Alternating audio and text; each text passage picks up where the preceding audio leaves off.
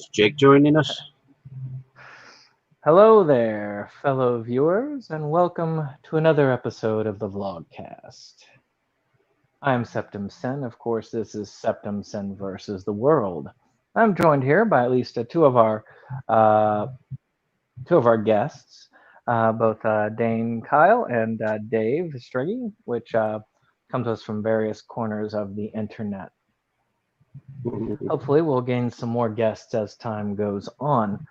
But tonight is a subject that has hit almost all of us fairly deeply, and that is those out-of-print blues. Which, of course, OOP, for those who don't realize that slang, like I didn't at first, stands for out of print. Now, to me, one of the biggest triggers for this, and it is sad that Mo couldn't be on with us, because I know that he was the one who had this the most, was the Gamera set. Arrow had released this Gamera Mega Set, and it's a beautiful set. I mean, I have one. I got lucky on that. But if you didn't order it early enough, Amazon took far more orders than they had items coming in. And Arrow is notorious for printing only small amounts. So Amazon, hoping for a second run, was sorely disappointed because Arrow only intended to ever do one run of that particular set. It's a bit ridiculous, but I mean, what are you gonna do? I mean, Well, I would have liked to have gotten it, but at the same time, like, I'm not, punching myself or hating myself or anything for having missed out on it just because, well, I hadn't actually seen any Gamera films except for the one that we watched. And, it's not like Godzilla where, like, again, Criterion, luckily, they're not this way in just about every instance, but it's like they try, like you said before, they try to keep things in print, and that's good for them because I hate when things that are cool, when they go out of print, especially Arrow, they're notorious for doing these insanely small, brief print runs. But the point is, like, if that were something I really cared about, then I would be a lot more in distress over it than I am. I mean, and I remember feeling horror, and I get why so many of those why they go out of print in the way that they do in most cases, because if it's something like the Scream Factory Halloween set, that series, the rights are not all owned by one company, and so you don't get that just nice and convenient, they're all under one roof, so put them out there. Well, no, the movies, their rights have gone all over the damn place. And so, I mean, they were lucky to get them all together at all when they did. But then those rights, I guess, only lasted for however long, and then they went out of print. And that's when they got ridiculously expensive. But I was so glad I got that set back, even though it did cost quite a lot of money. It was well worth it because that set is by far one of the best box sets I think that's ever been put out. But everything points to it. Yeah, it's something that you got to be careful of because what scares me. So like Arrow, it's like, well, whatever, they're gonna do whatever they're gonna do, and you just kind of have to roll with it. And they can be kind of persnickety or whatever. But like what gets to me, like Scream Factory, they at least let you know when things are going out of print. Like they give you fair warning. So that's a really good thing. But then what gets me, or at least what scared the shit out of me, was when there was all of the massive run on Gone with the Wind physical copies when it got taken down. And then it did get put back up, but it was like that. And I get, again, I've said this before, I get why it was done. I'm all for people being educated and all that stuff. but it scared the shit out of me because I was like, you know, basically, and we talked about this before in our streaming episode, that you give corporations too much power over what you see, then if it's a rights issue, then something that you love will be taken off, or if it's you know, oh, this streaming service just opened up and every movie from this studio is going over there, so buy. Or Yeah. in this case, it's, you know, something is perceived to be problematic, or it's you know, whatever kind of social movement starts that pressures these people to cave into that kind of pressure, and so they take it off. And it's like, if you didn't have a physical copy, you'd just be fucked. And we were lucky that they did put it back up. But it just, to me, it, and I get the intention behind it, and I'm good with the intention behind it, but it's like, I thought it set kind of a bad precedent as far as just the fact that anything could go at any time for almost any reason. Like, you know, it just, you know, you could have this movie that exists for however many years, you know, decades and decades, and is a celebrated classic, and then all of a sudden, you know, you get enough people that, you know, deliberately misunderstand things or just want to take things down because it gives them a feeling of power or whatever. And, you know, you get enough people like that, and then the corporations who are, they're too scared shit to, you know, put their foot down and say no, you know, because again, they want to not have their bottom line affected, and so naturally they'll cave into pressure pretty easily. But you know, it's just, I'm very, that got me worried more than anything, and so that's why I made a point to grab up as many films as I could think of that would possibly be next on the chopping block, just in case such a thing like that were to happen again, and then the prices would get astronomical. Um, because, you know, it scared me, because it's just like, well, okay, great, anything can go now for any reason and drive these prices way up, and you know, control what we can and can't see. And, you know, and usually it's for reasons that are just not well thought out, you know. And I'm always on the side of, like, education and exposure is always better than suppression and, you know, acting like something is a problem, or, you know, whatever. It's just, yeah, that's more what gets me scared with out of print stuff. Rights I can understand, you know, those have a certain period where they're going to expire, and you kind of gotta just strike while the iron's hot if it's something that might not last otherwise. Yeah, that is, there are a lot of things there. I think any of us can look at certain things that have gone out of print. One area I thought about is people who know something's going to go out of print, and then they automatically buy up as many copies of those items as possible so that they can later scalp them for a lot of money. A good example would be the Sleepaway Camp 2 and 3. If you're familiar with those, they are insanely out of print. Those new, the Scream Factory ones, or all of them, really. I mean, I don't think any of them are like fully in print. Yeah, all of them are out of print now. Yeah. I think it also depends on what website someone's buying them from, because the smart ones will do like one per customer to avoid that sort of thing. But some sites, not so much, or maybe they'll spread out their orders so that way, you know, they can get something, and then some time goes by and they get something else. And, you know, so that I could understand. But yeah, if the site is smart, then, like, I think, correct me if I'm wrong, but doesn't Shop Factory, don't they usually limit like one per customer, especially for like the really expensive stuff? And sometimes that's what should happen on a regular basis with like Amazon and stuff like that. I personally think that if you're going to buy something, you should get sell it one per customer. even yeah. even in the stores.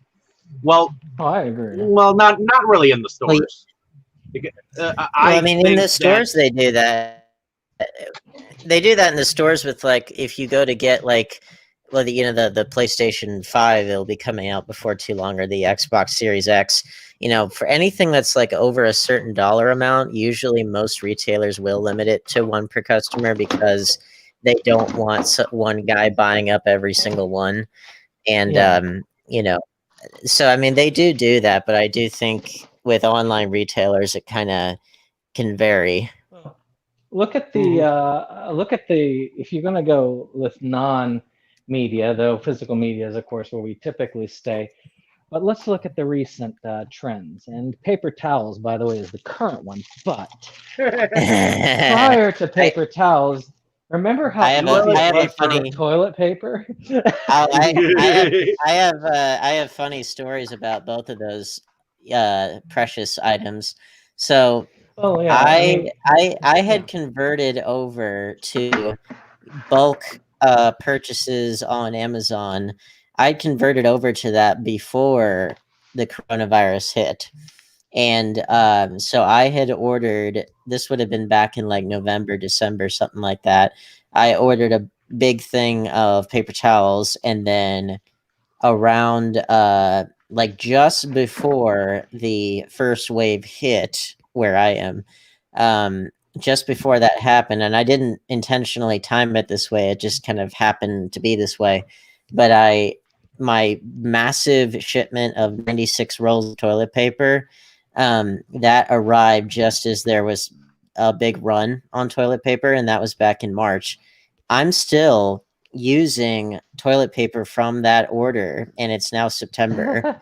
So that thing is and that's on top of having given people that needed toilet paper and couldn't find any, having given them toilet paper. So you're So that's even prepared. factoring that in. And in a way, it was like between that and the paper towels, it was like almost like I was a drug dealer or something, because I had all of these like hordes of these paper products that you couldn't get for such a long time. And then, I ordered a couple months later, I ordered a massive order of paper towels. That was after the first wave, but when there was more than likely going to be a second wave, as of course there turned out to be. And so I said, just in case we go to lockdown again, I'm going to go ahead and just preemptively order a shitload of paper towels. And I still have a shitload of paper towels. The toilet paper, it still lasted me all 6 months later. Who knows how long I can stretch it out for. And just yesterday I got a big massive order of Kleenexes that I didn't have. I used up as many of them as I collected over the months or whatever. But bottom line is that I'm getting pretty darn good at getting those paper products in bulk and making them last. Well, Well, I you think that's are the a idea. bachelor, so you don't really need a whole lot. Well, Okay. I do, but I do need a whole lot. But my usage rate is significantly less than it would be if I had more than one person with me. Sure. Which and again, I did give people toilet paper when they needed it. And because I had plenty to spare, but it reminded me a little bit of like how like oil, bullets, and water, how those are all like precious items in Max. It's like we were living in the world where toilet paper, paper towels, hand sanitizer, cleaning products, those were all the precious items. And luckily I had gotten a ton of them prior to all that, and except for well, like antibacterial wipes, like you couldn't find those for a good long time. And I guess you still kind of can't. Like the places I've checked, they haven't had them. But I got a big thing of ammonia, which was at the time it was the only cleaning product that was out there.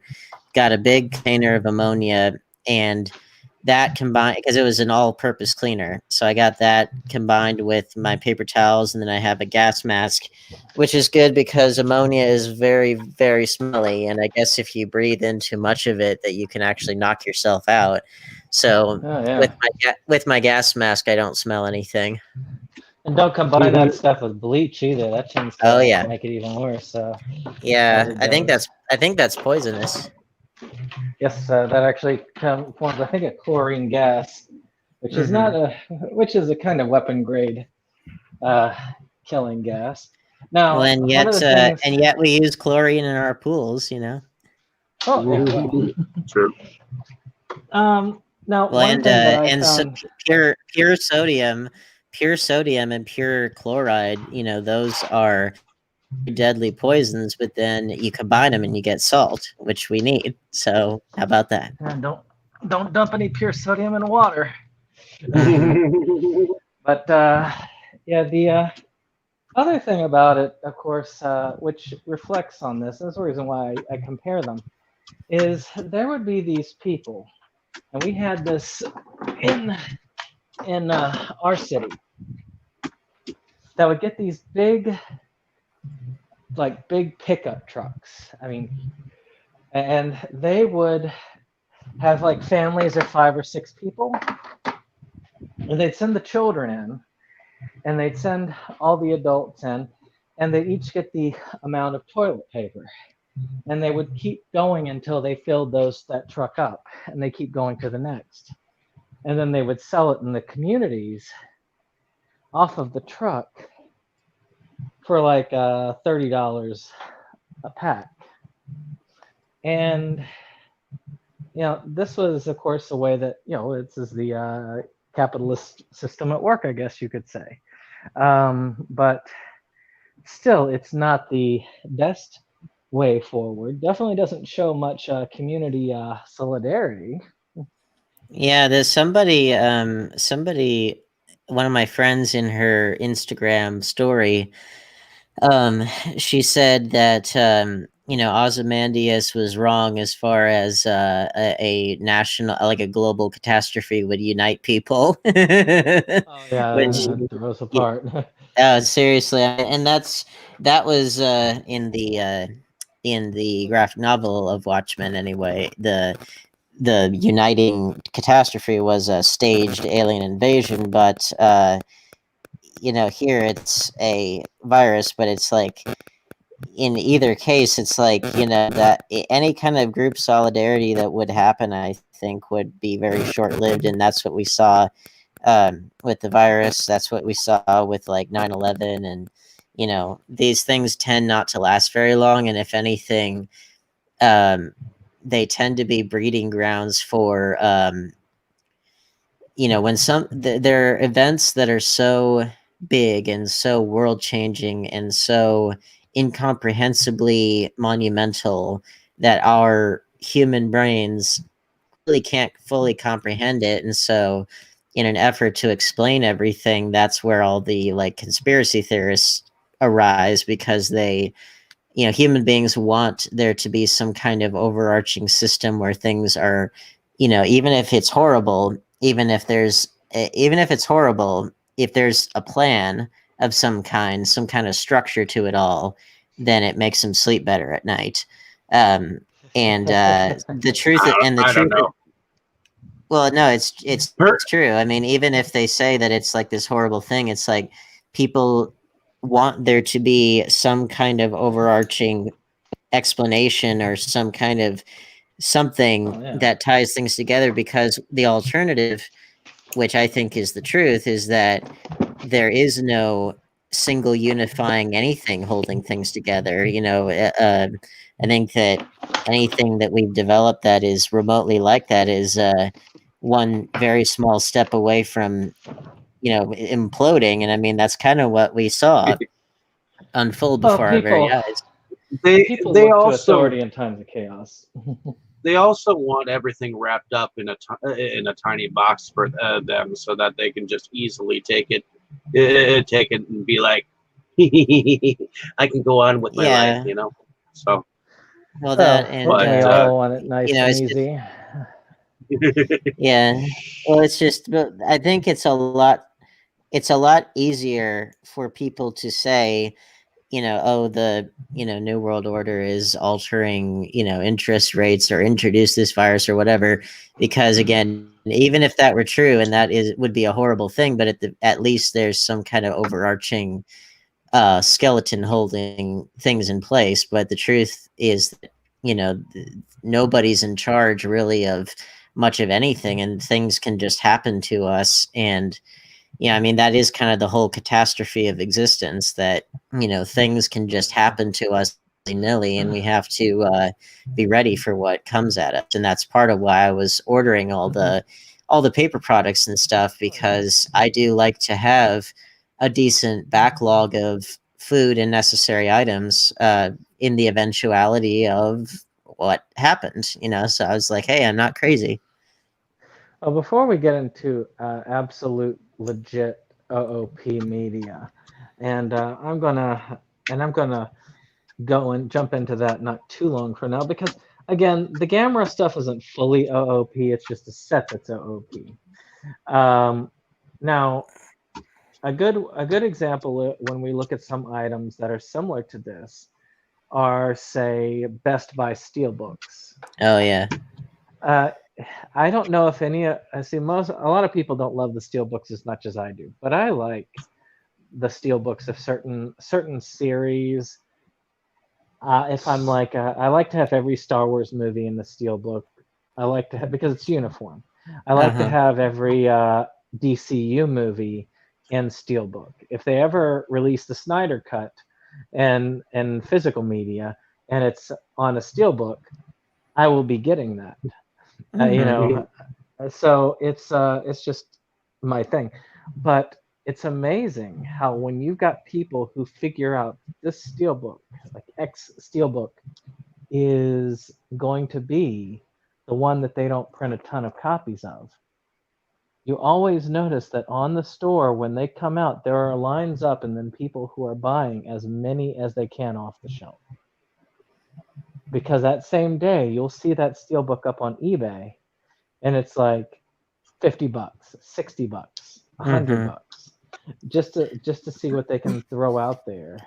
And Best Buy steelbooks are weird, because like they will, the numbers of them that they print and how they sell, how long they're available for, all that stuff, it really depends, because like, it's very hard to predict, because like, for example, that steelbook for Joker, the 4K steelbook, that thing sold out like that, and they didn't print any more. And it was like, to find those on eBay, people charge like at least $50, if not more. And I've said this before, but I honestly wasn't all that impressed with the artwork for that steelbook. I didn't think it was as good as it could have been. But yeah, that was one that sold out so fast. And then like Shazam, their steelbook for that, I think that's still relatively easy to find. I could be wrong, but then you had like well, enough time goes by and they all go out of print eventually. But then like, I remembered back, this would have been when the first wave of coronavirus was still going on, still in halfway decent effect. I remember, I assumed, to kind of try and stimulate the economy a little bit, they had these abnormally low prices for steelbooks, and like abnormally low relative to what they usually go for, because they are not cheap normally. But like, I was able to get Frozen for like $12.99 as opposed to $35 like it normally goes for. And same with like all the Toy Story steelbooks. I managed to get those for surprisingly cheap, and I was like, wow, I gotta strike while the iron's hot on this one. And I don't think I've ever seen them drop that low since then. But I'm glad I took advantage of them, because Disney movies tend to be, as far as like non-boutique, non-Criterion things like that, as far as just like normal releases, those tend to be among the most expensive ones. And that's why like, I have plenty of them in my collection, but I tend not to like immediately rush out and get them because I do want to try and find a halfway decent deal on them because they are so expensive. But in that case, it was like, wow, I've never seen them priced this low, so I got to jump on that. Yeah, that's.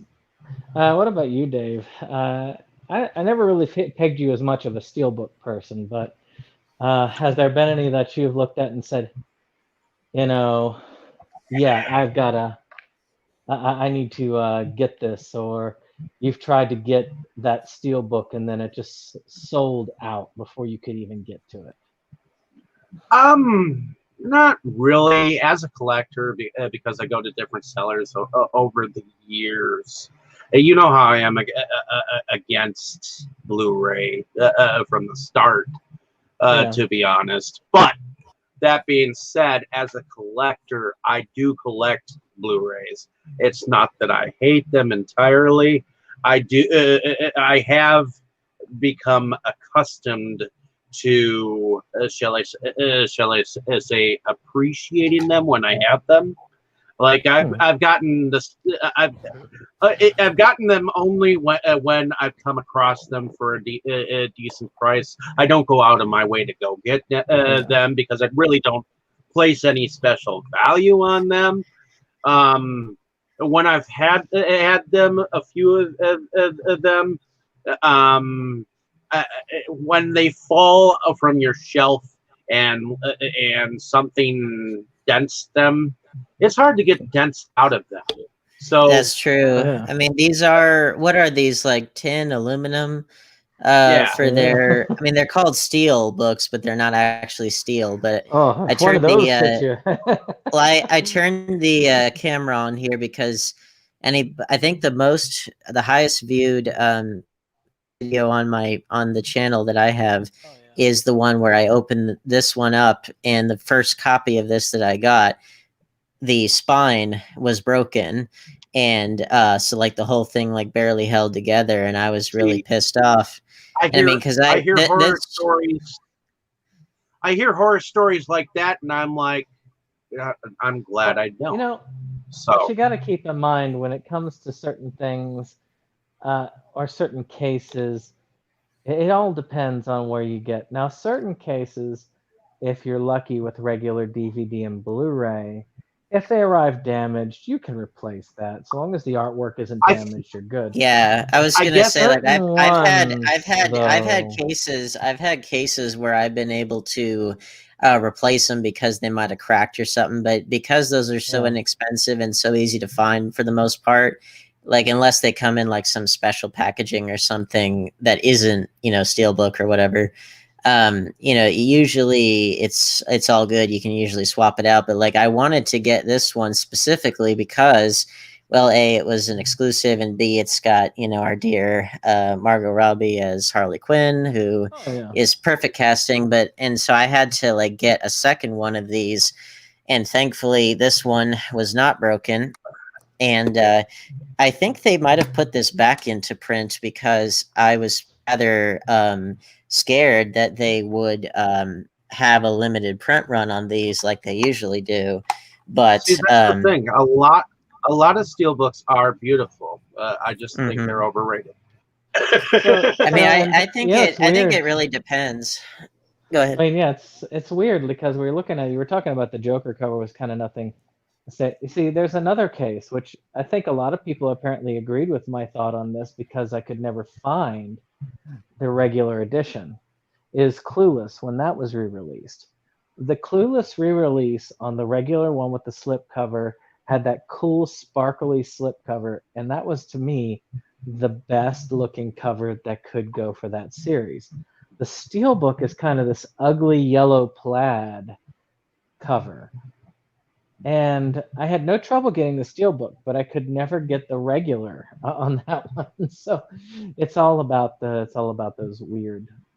You never know what's going to sell out.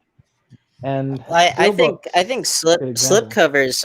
Well, slip covers. Now that you mentioned that, I mean, those are kind of their own kettle of fish. And I mean, I have the saying on my unboxing show that I'm a slipcover psychopath, and there's a reason for that. It's because With steelbooks, it's like they're steelbooks are kind of in a weird position where they tend to be kind of time specific, and you either knew about them and you were able to grab them up, or you didn't and you can't, and that's just kind of how it is.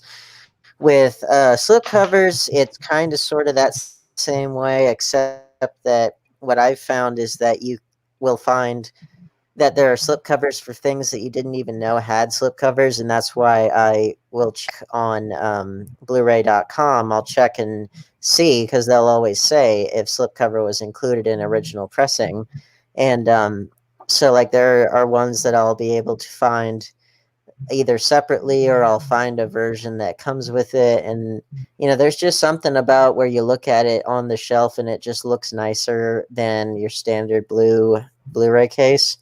And it doesn't even matter what the movie is. It just it escalates it up the scale of prestige just a little bit. And if it were up to me, like every movie in my collection that wasn't, a steelbook or a special packaging or whatever, every one would have a slipcover of some kind. So, I mean, but those ones are a little different because you can, depending on what it is, like you can find, if you know where to look, you can find these relatively common movies, but they might be older releases or whatever. You can find those on eBay or whatever for a relatively reasonable price, or you can find slipcovers separately, or there are people that will just throw them out, and I'm like, that just crushes me. Like, I can't believe someone would do that. But yeah, I mean, they exist, and I mean, that's another perhaps less expensive way to have the ease of a normal Blu-ray case, that if it cracks or breaks or whatever, you can swap it out pretty easily. But also with the slipcover, it's like you have that extra little bit of prestige to jazz it up a bit. So why don't we move into actual out of print? Because what we've been talking about are kind of deviation, like one or two deviations away from out of print. As you say on your channel, Dane, I'm going to open up a drink of Unboxing Champions, except it's Pepsi with pineapple instead of just Pepsi. But it's a sweet. Fruit. Well, I've got a drink of Unboxing Champions right here that I need to open up, as a matter of fact. There we go. But cheers. Cheers to you. Actually, after I've been moving furniture all day, so it feels good to actually have something cold. Yeah, much deserved, isn't it?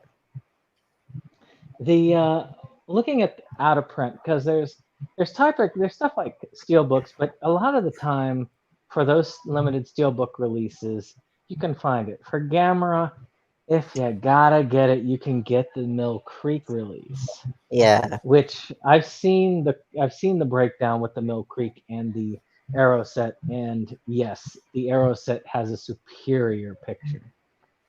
Well, Mill Creek, like they're good in a pinch, and especially for things that might not normally be circulated all that widely, or like they'll put out like obscure stuff. For having been a collector of the Mill Creek sets myself, since I'm still into the DVD phenomenon, their transfers have definitely gotten better over time, and even their releases have gotten better over time, especially since they've been re-releasing the Ultraman sets. I was PO'd about their I was PO'd about some of the sets coming in spools and those paper things. Ugh. But I've heard the Ultraman sets are cool. Like a recent I got was Shakes the Clown, and that's that one was put out by Mill Creek. It was supposed to come with a slipcover, but it did not, so I had to find it separately. Which luckily I did. I just have no idea when it's going to arrive. But like they seem to have gone. I don't want to say above and beyond, but they have certainly improved their, like you said, picture quality and just overall presentation, and the selection of titles. All of those things have gone up since since they first appeared on my radar. Now they're obviously definitely a kind of lower budget end of the spectrum there. They're not Criterion, but at the same time, they put out those they put and out like especially those Andy Sedaris action movies with the bosomatic ladies, which I will need to pick up. But like they'll put out stuff like that. I'll give you an example that Dave would appreciate, actually, which is Sleepaway Camp. They put out an awesome box set for the 3 Sleepaway Camp films.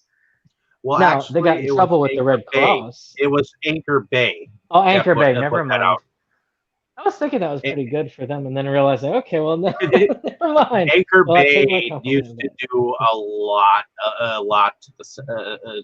for different things, and the Sleepaway set was one amongst one of those that used to be sought after, and in fact, it still is out of print. You know, it's just, I mean, it fluctuates in price. But I think it's now higher because now the Shout Factory ones are out of print. So now anyone who has a Sleepaway thing, you know, obviously the price is going to be like 50, 60, $70, you know, even for the DVD sets. And that's one of the things that I look at when we're talking out of print, because out of print is something like Sleepaway Camp. The first movie you can still get from Shout Factory. It is still in print, but the other 2 you can't. It's when you get to that point where you're like, you really want this movie, but there is no printing. Buying this movie at this point is not going to benefit the parent company anymore because they're no longer making it. Yeah, you're buying straight from a private buyer at this point because there are no. There are no new ones coming into the market. Here's a perfect example of out of print. Now, Little Monsters has been out of print on DVD. It's never gotten a Blu-ray release, and now suddenly at the end of this month, we're getting one from Vestron. So, thank God for that. I do have to say that there are a lot of cool things that have been coming out, especially as of lately, where they're paying attention to detail and putting out releases that we've been wanting since the get-go. You know, at least on Blu-ray or something to that effect. I, for one, personally put a pre-order on that particular one. So did Shivers. And that one was out of print for many years. That was a well sought after DVD at one point in time. I pre-ordered Shivers because I'm a big David Cronenberg fan. Well, the one that I talked about some weeks ago, or however long ago that was, because I was trying to look it up because you mentioned Anchor Bay, and I was like, are they still around? And no, they're not. They got bought by and folded into Lionsgate. So anything that would have been put out by them would go through Lionsgate. But and I remember a lot of those were. Go ahead. A lot of those were shelved for the time being, at least for a later date. And I hate when things get shelved because then they don't see the light of day for a while. They don't. Or like, I'm glad that I have returned to Nukem High Volume 1 because that was put out by not Trauma and Anchor Bay, which I think it was part of the overall. Must have been like part of the overall deal for like when they remade Mother's Day, which is a Trauma film. I think that might be it. I don't know, but the point is, so Anchor Bay, they got folded, and then for quite a number of years, the Miramax catalog, because they were owned by Disney, their DVDs and stuff were put out by Disney, and then when the Blu-ray,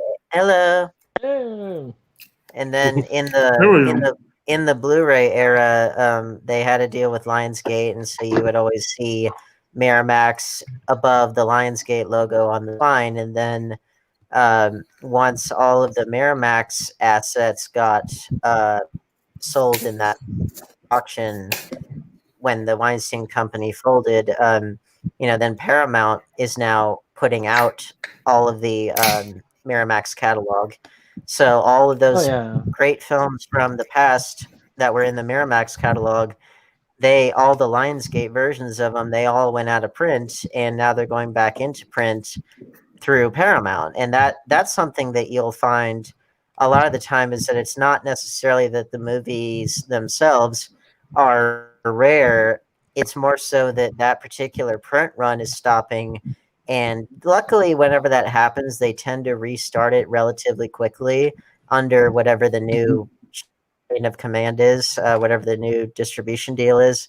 They tend to start them up again relatively quickly with Miramax, and Warner Brothers had a deal with Paramount where they would put out, some joint releases and stuff, and then that expired.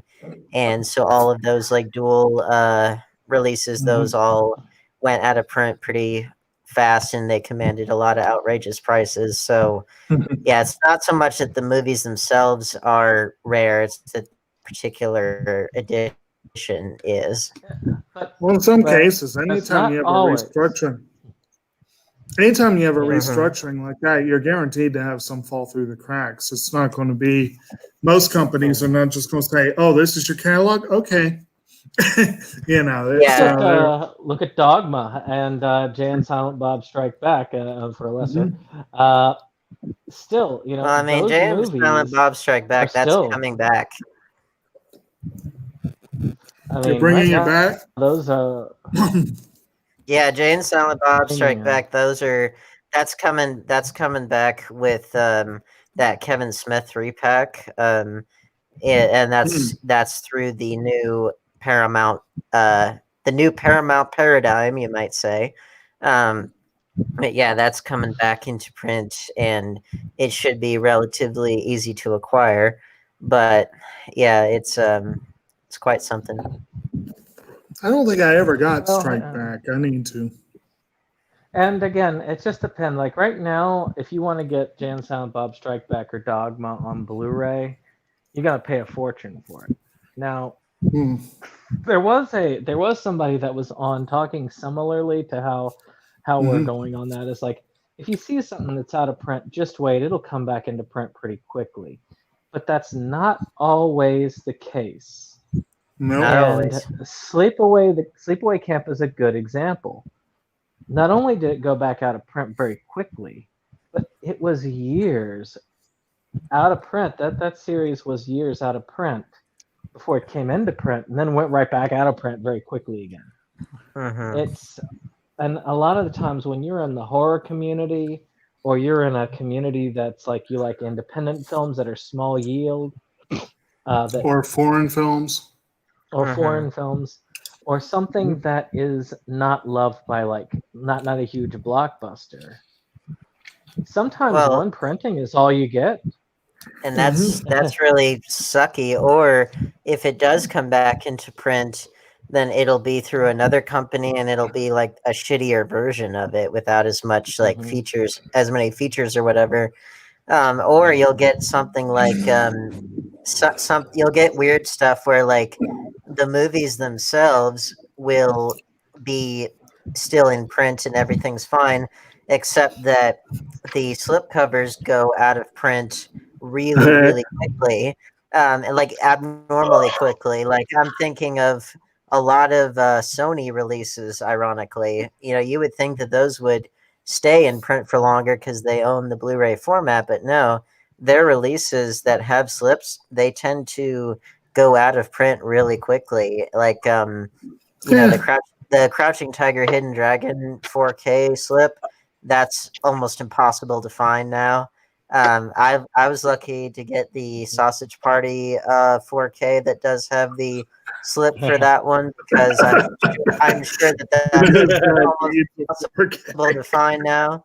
Well, I have the lenticular slipcover for The Shallows, which I think is impossible to find now.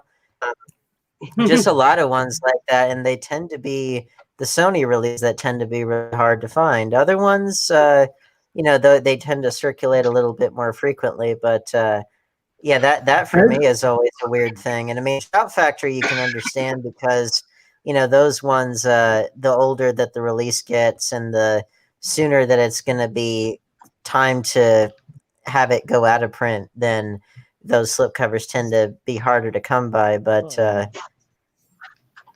your movie list right there just makes me feel sad when I reflect on the fact that I have Crouching Tiger, Hidden Dragon on DVD. I don't even own The Shallows, and yet I have Sausage Party on Blu-ray. There's something wrong with that picture. Having a DVD is a bad thing. No, I mean, I have no problem at all with having. Again, for me, it's more of a space-saving issue. But with Crouching Tiger, it's such a gorgeous film that if they really truly put the effort in for a Blu-ray or 4K release, I would be thrilled to see that. But the way that it's filmed, DVD's fine because it's filmed with sort of a soft focus. Like it's not an ultra sharp, like you're talking about like Ang Lee films, like some of his films like Billy Lynn's Halftime Walk, you've got to have that in ultra high def because that's the whole point. That was how it was filmed. So, that's Ang Lee as well. This is a good segue. Actually, I don't know. And apologies for being late, but Brandon knew I was going to be quite late. Yeah. But anyway, yeah. Well, I mean, but whatever. It's because of Jake that I'm doing my stuff right now in this room. If you go back and look at some of our older Criterion videos, shameless plug, go back and look at some of our older Criterion videos. One of the ones I put forward that I really, really, really, really, really want to see Criterion do, and they've done a bunch of Ang Lee. I want to see Crouching Tiger, but I want to see them do the Father Knows Best trilogy. And with that trilogy, Eat, Drink, Man, Woman, and Wedding Banquet were both released pretty widely by MGM, and they're not exactly rare titles, but I don't think either one's currently in print. But the first one, Pushing Hands, you can't get that movie. You can't get it. It is so out of print, so rare. And I don't have it. It's like probably, I think, one of the only Ang Lee films. I don't have Gemini Man yet, but it's one of the only Ang Lee films I don't have because you can't get it. And so that's one that really, there are ones like that. They, even with a big name director, they still haven't gotten a re-release. And, and that's, again, I don't know why Criterion hasn't gone for that trilogy because it's right up their alley in almost every way. But, yeah.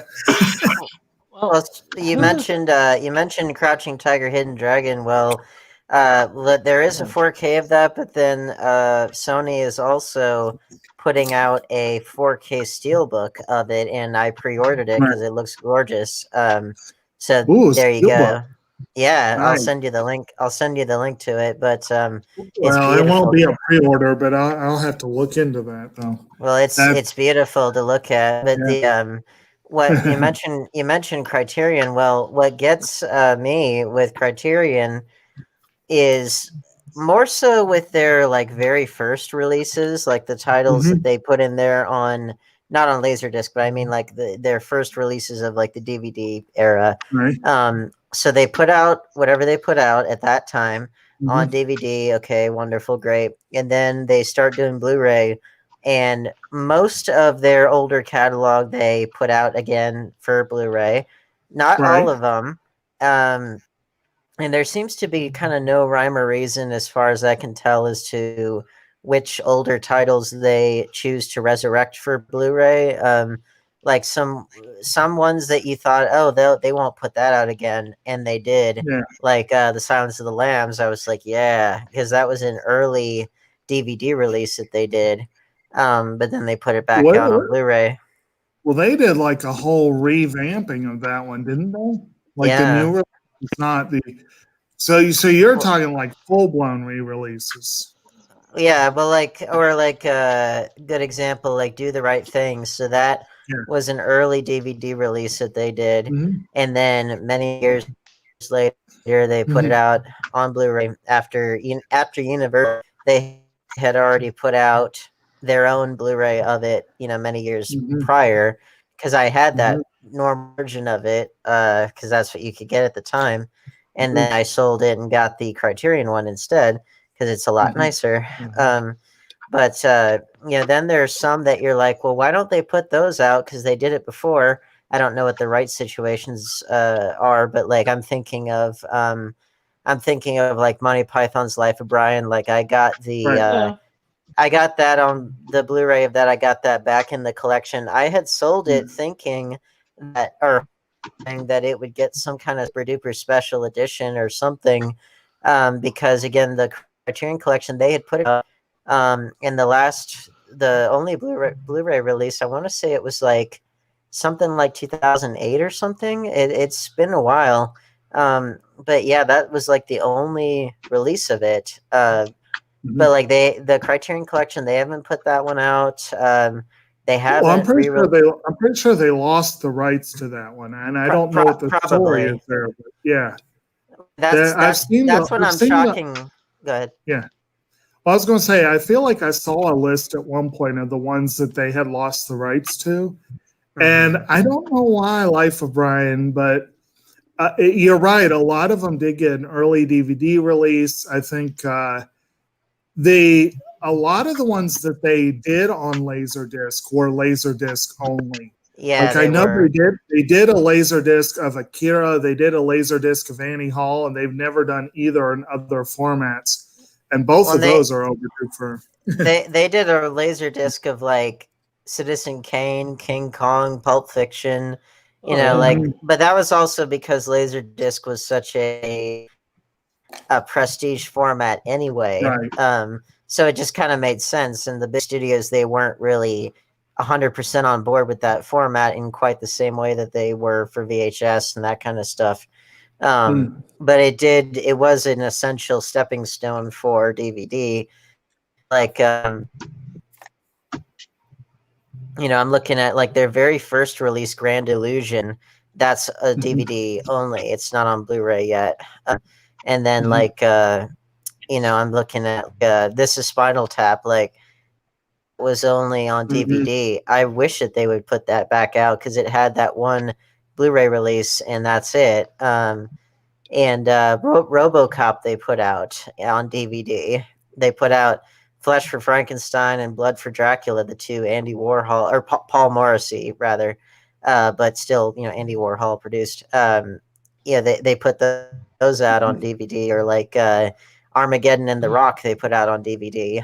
I'd love to see those get the Blu-ray Criterion treatments. Which again I don't know because Touchstone, like I know that the situation with I don't even know what's going to become of the Touchstone catalog with Disney, because it's still under their roof. Yeah. That's the other thing is sometimes the companies choose not to put them in print again. And we even talked about Disney having that possibility with some of them. And there might be films that Disney's like, no, why would I bother putting this back into print? It's no good. We'll Yeah. just put it on our streaming service and that's it. Well, Or and in even their because they also have Hulu. when in their defense, like because we talked about that before, like in their defense, I know who their target audience is, and so they're trying to cater to that target audience and realistically think, okay, what are they actually going to spend money on? But I'm with you as far as like I do want these things to still be available. And then Disney, like I know that they are no strangers to letting things these being out there, like Song of the South, or they might go back and like alter something like the supposed priest with a boner in The Little Mermaid, which I think they digitally altered it, and then I don't know if they like undid it or whatever. I'm not sure because like they altered the supposed Aladdin secret message. They altered that in the DVD release, but then they unaltered it in the Blu-ray. So I mean, they can kind of go back and forth, but then they've been editing stuff on Disney Plus, and it's like, great, here we go again. But you know, it's like they're no strangers to letting things go. You know, that's the other thing, is that being out of print may not even mean a movie itself. It may mean that the movie as it is out of print. Let's say that Disney decides to do a release, since they now own the Simpsons catalog. Let's say they decide to go ahead and do a full-on Blu-ray release, but they decide, okay, we're just going to do our edited release. We're going to forever keep those episodes we don't want seen in the dark. They could do it, and then those episodes are forever out of print. Or those versions that were not edited to make them, you know, G-rated, are forever out of print. And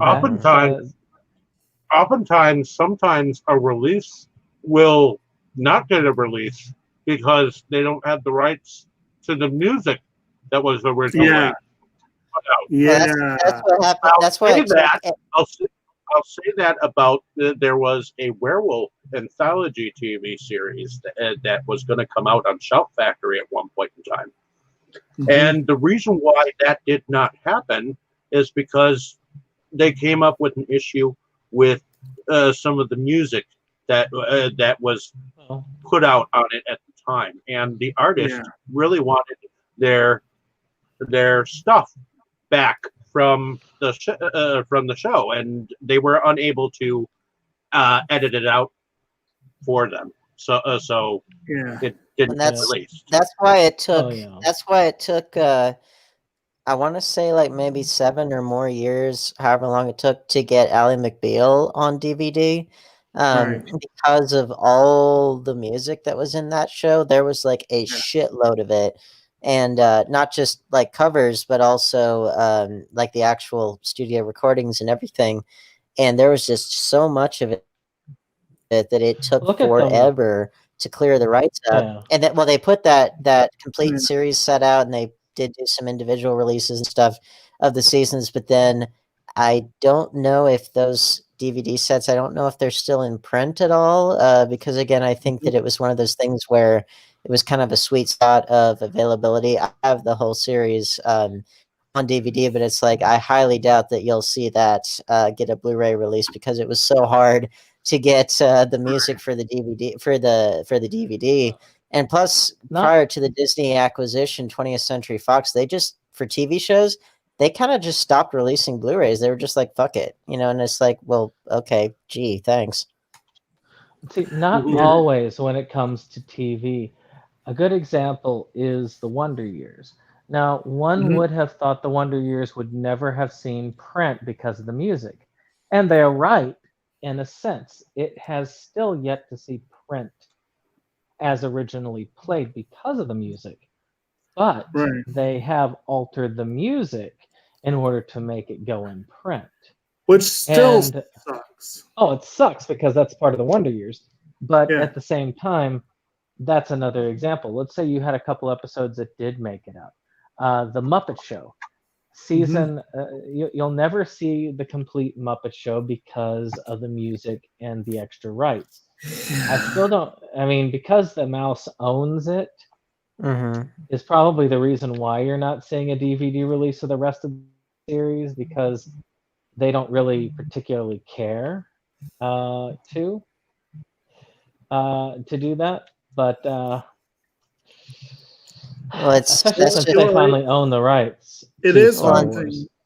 That's such a weird situation, because like Disney, when they bought the Muppets, they have only done a little bit with them, and what they've done, for the most part, it tends to kind of lean on the not so good side. I mean, I loved the 2011 film, and the new Disney Plus show Muppets Now is, you know, serviceable. But I mean, the golden, definitely. Well, their golden period has been long in the past. I mean, largely it was because as well. When Jim Henson died, then kind of the soul of the Muppets was just not there anymore. But with it's one of those things where what was the show? Beavis and Butthead. The best that we've ever seen from that show, best we've ever seen is those Mike Judge collections, volumes 1, 2, and 3 on DVD, and then volume 4 on DVD and Blu-ray. That's all we got. There were a couple of episodes that they banned from TV that never showed up on those collections.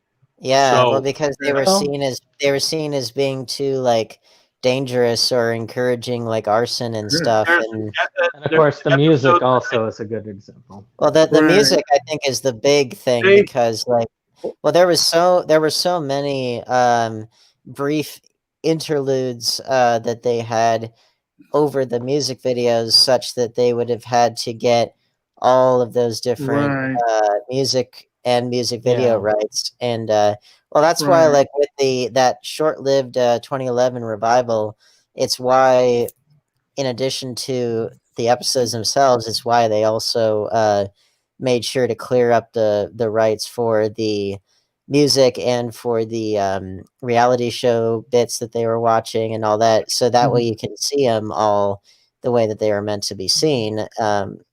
But they couldn't really do that with the other ones, and part of it is just that the original run of Beavis and Butthead was just on for so much longer, and there was just so much of it on the network at the time, and so to get it all in one place, I mean, that would be a monumental task.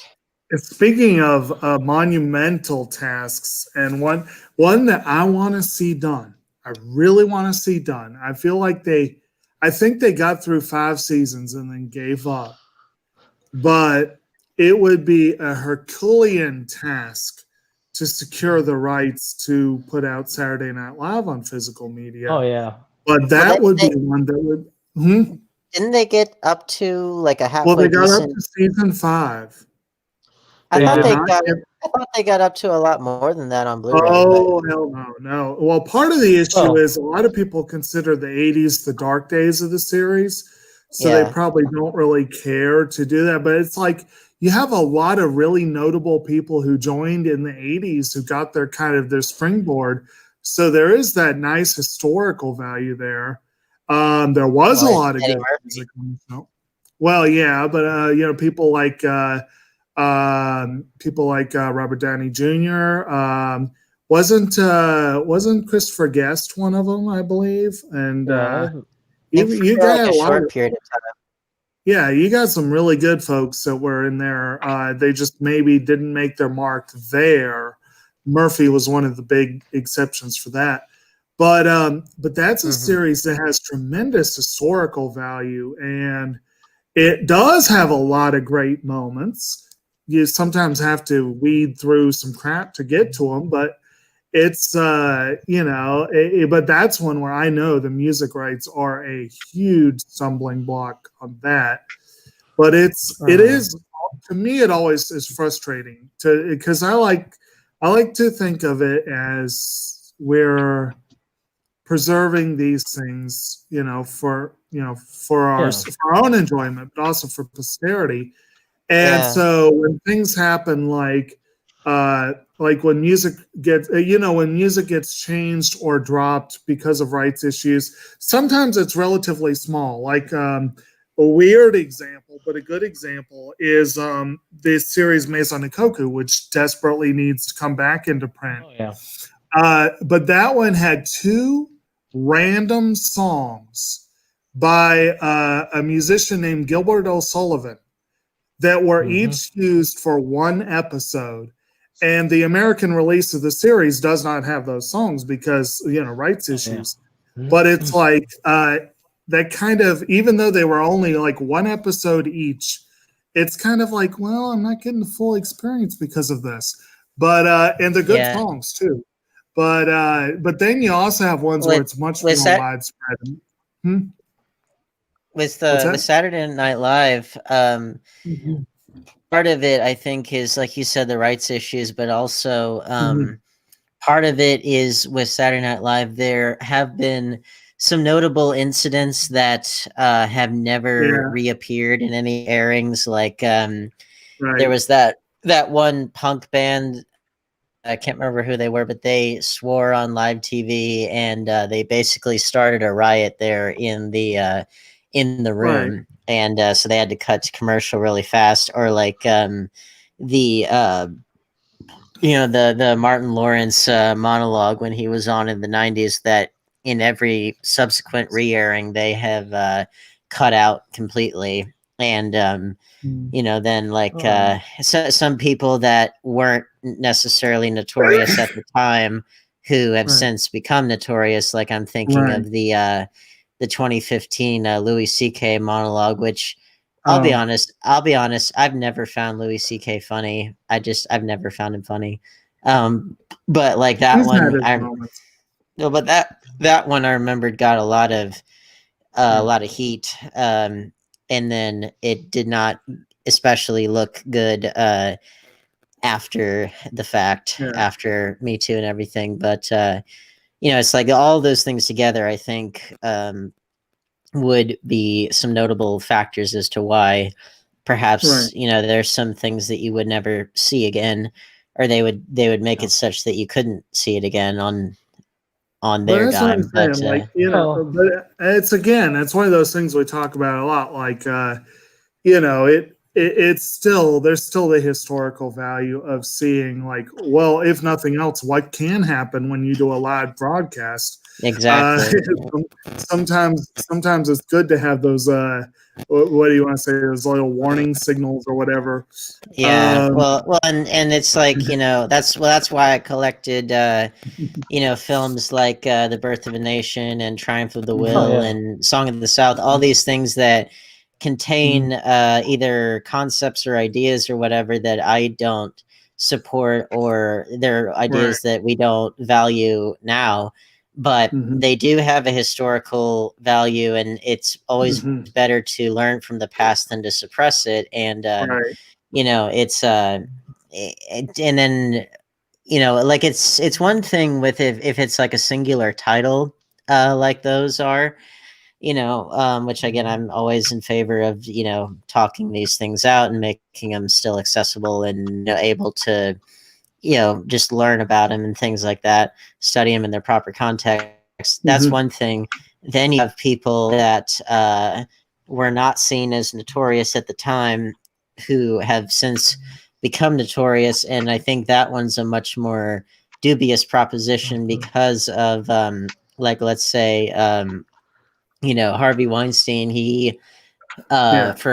for what all he was up to that was bad and criminal and all that stuff, he had his fingerprints on so many iconic films of the 90s and 2000s and Mhm. 2010s, like, and he knew how to pick them. He had a very good sense for what he was doing. Like, he definitely knew what he was doing as a producer, as a mogul, as a person who in many It's ways a hustler.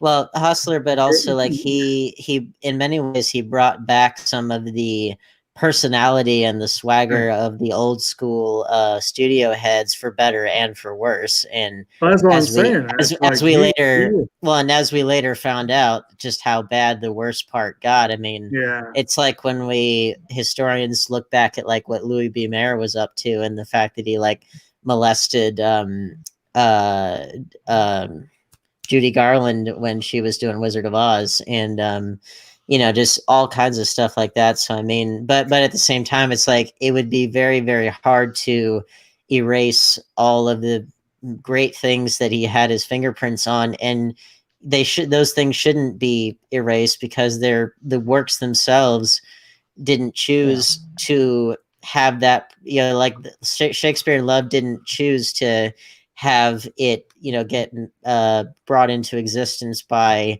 this person, and the work still stands, and the hard work that everybody put into it in their various departments, those all should still matter. And it's like with music, you know, if you were to do that with music, then you could never listen to any records that Phil Spector produced, and he produced the original version of Let It Be, for example. You know, Right. so it's like that's where it gets to be a bit more dubious. Or for that matter, anything with Michael Jackson's involvement. Yeah. Yeah, exactly. Let's talk, well, Michael Jackson is such like a integral part of not just music history, but just history in Right. general, that it's like, well, you know, if Right. you were to do that, then that would be like saying that the Civil War never happened, or, you know, any number of things like that. And whatever his other faults, Billie Jean is a kick-ass song. Oh yeah, and Thriller, you know, that alone is like, well, you know, say no more. Well, let's shift over, since we've got Jake here, to another OOP topic that I know you know all too well, which is an anime. And you know as well as I do that sometimes we'll find titles that almost seemingly have just come out that are now out of print. And for the life of me, I don't even know why sometimes. And you don't know why some of them remain and keep coming back again and again, and we just can't kill them. So and that's the weird market. Sometimes you get lucky, and an item that's been out of print for years suddenly becomes in print, and that becomes like a nice thing. Like City Hunter's a good example. That series was out of print for years, and it would cost hundreds to get the whole series. Now you can get the series, the original series, most of it relatively cheaply. Sailor Moon, a good example of a big series that you would have thought would remain in print. But because the Japanese companies, and this is something about foreign films as well, because you've got multiple hands that have to distribute, being in print is very difficult sometimes. Because of the hatchet job we did with Sailor Moon when we last had it, they were not very willing to let us have it for many years. It took a lot of work just to get to that point. Well, you got the original Japanese company that put it out, and then you've got whatever company over here that did the English dub, and then you've got whatever company over here is actually going to release it on physical media, if that's not the same, you know, because Funimation, obviously, they put stuff out physically and they do their own dubbing, so it's under one roof. But yeah, I mean, a lot of rights to clear out, plus whatever kind of music that they use in the series, and whatever differences there are there. Because I think wasn't that the case with Dragon Ball Z, that music changed between the original Japanese and the English dub, not just the opening theme, I mean. Well, I believe so, and certainly in a lot of cases, like Sailor Moon, they have that English redo of the song, which actually is pretty cool, but the original is awesome. But keep in mind that a lot of that's not necessarily rights issues. That's an English company saying it needs to be like, let's make it more appealing to the localization issue. Well, a good example, like last week, like Japanese companies, it's weird. And of course, Americas are the same. I feel like we're both kind of similar in this way. In Japan, they are very protective of creators' rights. Very, very protective of creators' rights, even though they have a thriving doujin culture. And they don't think twice about ripping off American titles, and sometimes music, and sometimes characters. And, you know, when it comes to the Japanese ones, the creators often have an inordinate amount of control. And that's especially true of people who really make it big, like like with Dragon Ball, you know, with that author, or with Sailor Moon's author, or, you know, Rumiko Takahashi. You know, the one of the things that Brandon and I have both complained about repeatedly, and we complained about in the episode that we did with Dave on Mermaid Forest and Mermaid Scar, is that there's all those early 90s, late 80s, early 90s Takahashi one-shots, many of which got VHS releases here, most of which did not. They'll probably never see the light of day. I haven't seen this confirmed, but I've seen it hinted that Takahashi doesn't think much of them and doesn't particularly want them to be in print. And it's kind of like, well, she's the creator, it's her call, but I would love to have a physical copy of The Laughing Target or Fire Tripper or especially Mermaid Scar. But it's, you just, unless I track down those old VHS tapes and get a VCR, I'm kind of screwed on that. But and then you have things like he said, the hatchet job they did on the dubbing for Sailor Moon. If you piss off the original companies, they sometimes don't want to do business with you again.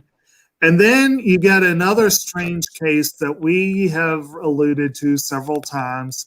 One of the greatest shows that'll probably never be released here, even though it's now been licensed twice for American release. Sayonara Zetsubo Sensei.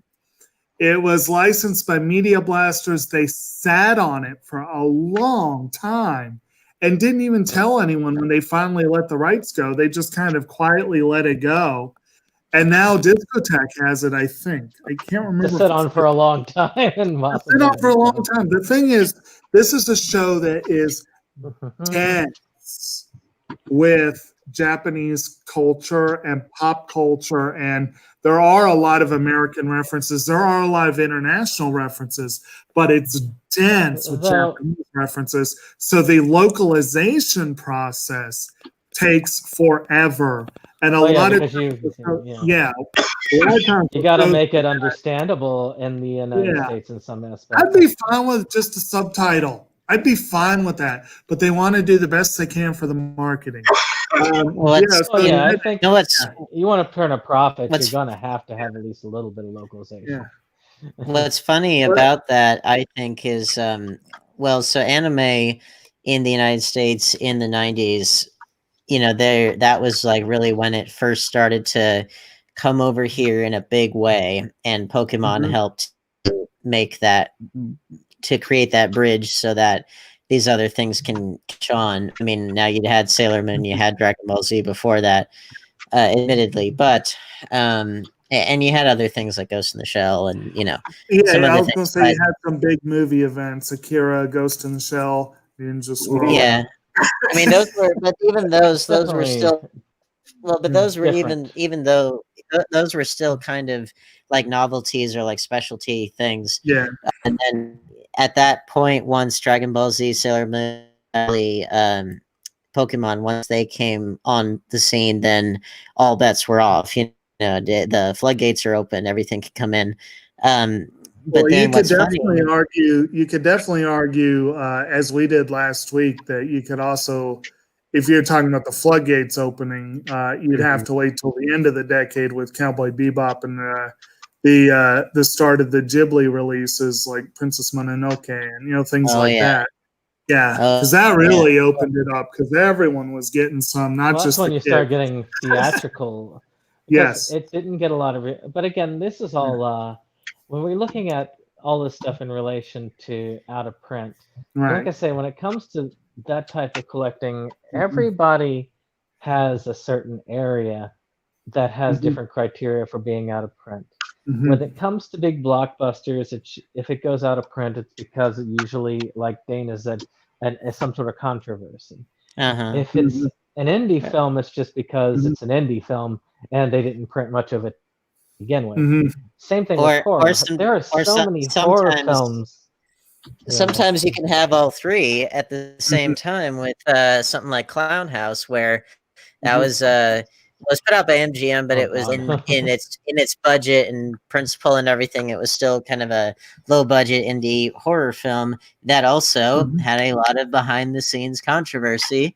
And so you got all three of them checked off the list. And I'm glad that I have that DVD. Which again, it's like in a perfect world or whatever, that film I would have like the Scream Factory Collector's Edition treatment, but again, it probably won't. But well, just as far as a movie itself, I think it deserves to be on that level.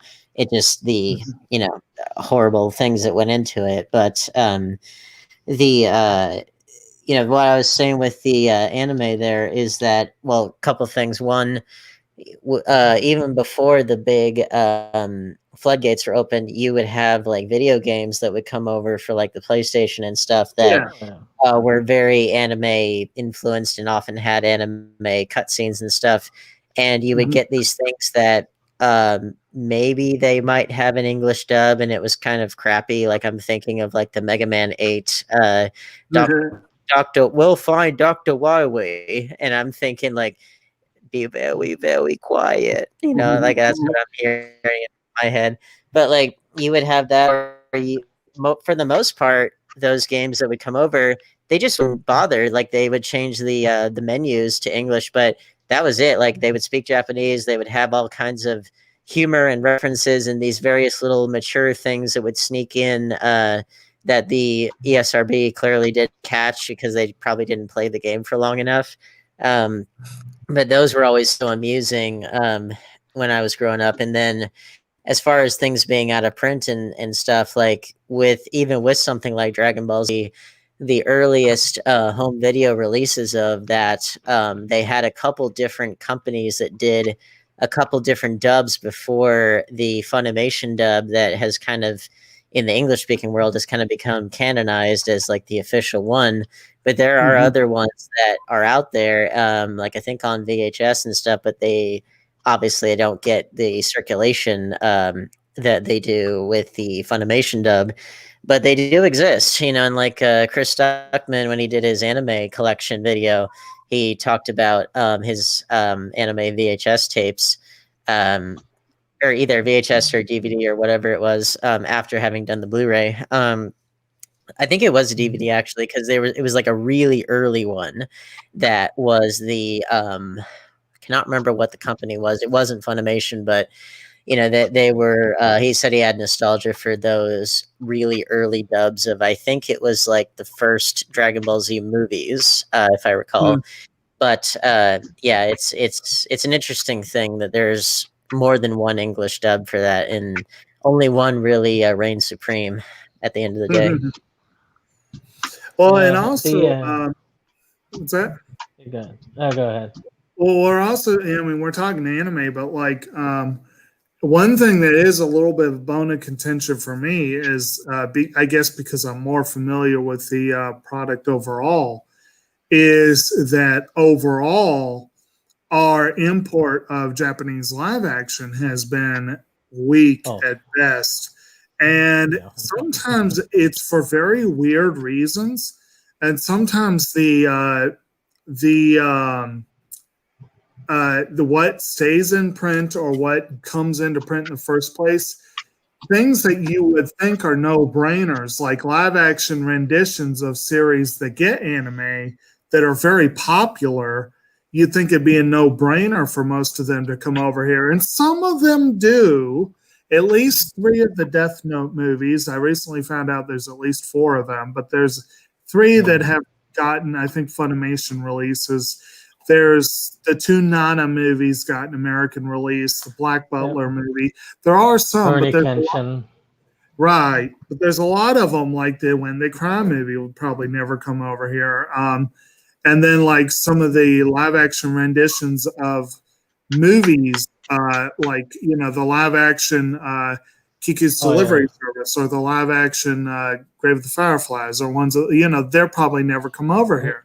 But then you have ones where they come over and they're gone. Arrow did a very limited American release of the Oscar-winning film Departures, which I'm glad to say I have.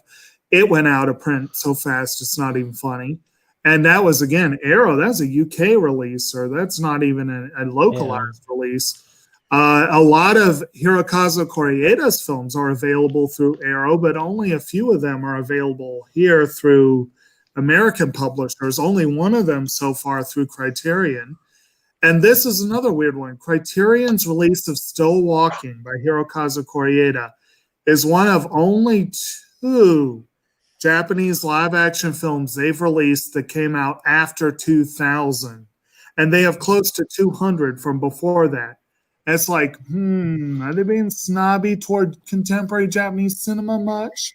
But You know, what is that a company that has actually been halfway decent about putting those out, at least in terms of genre fiction, somewhat.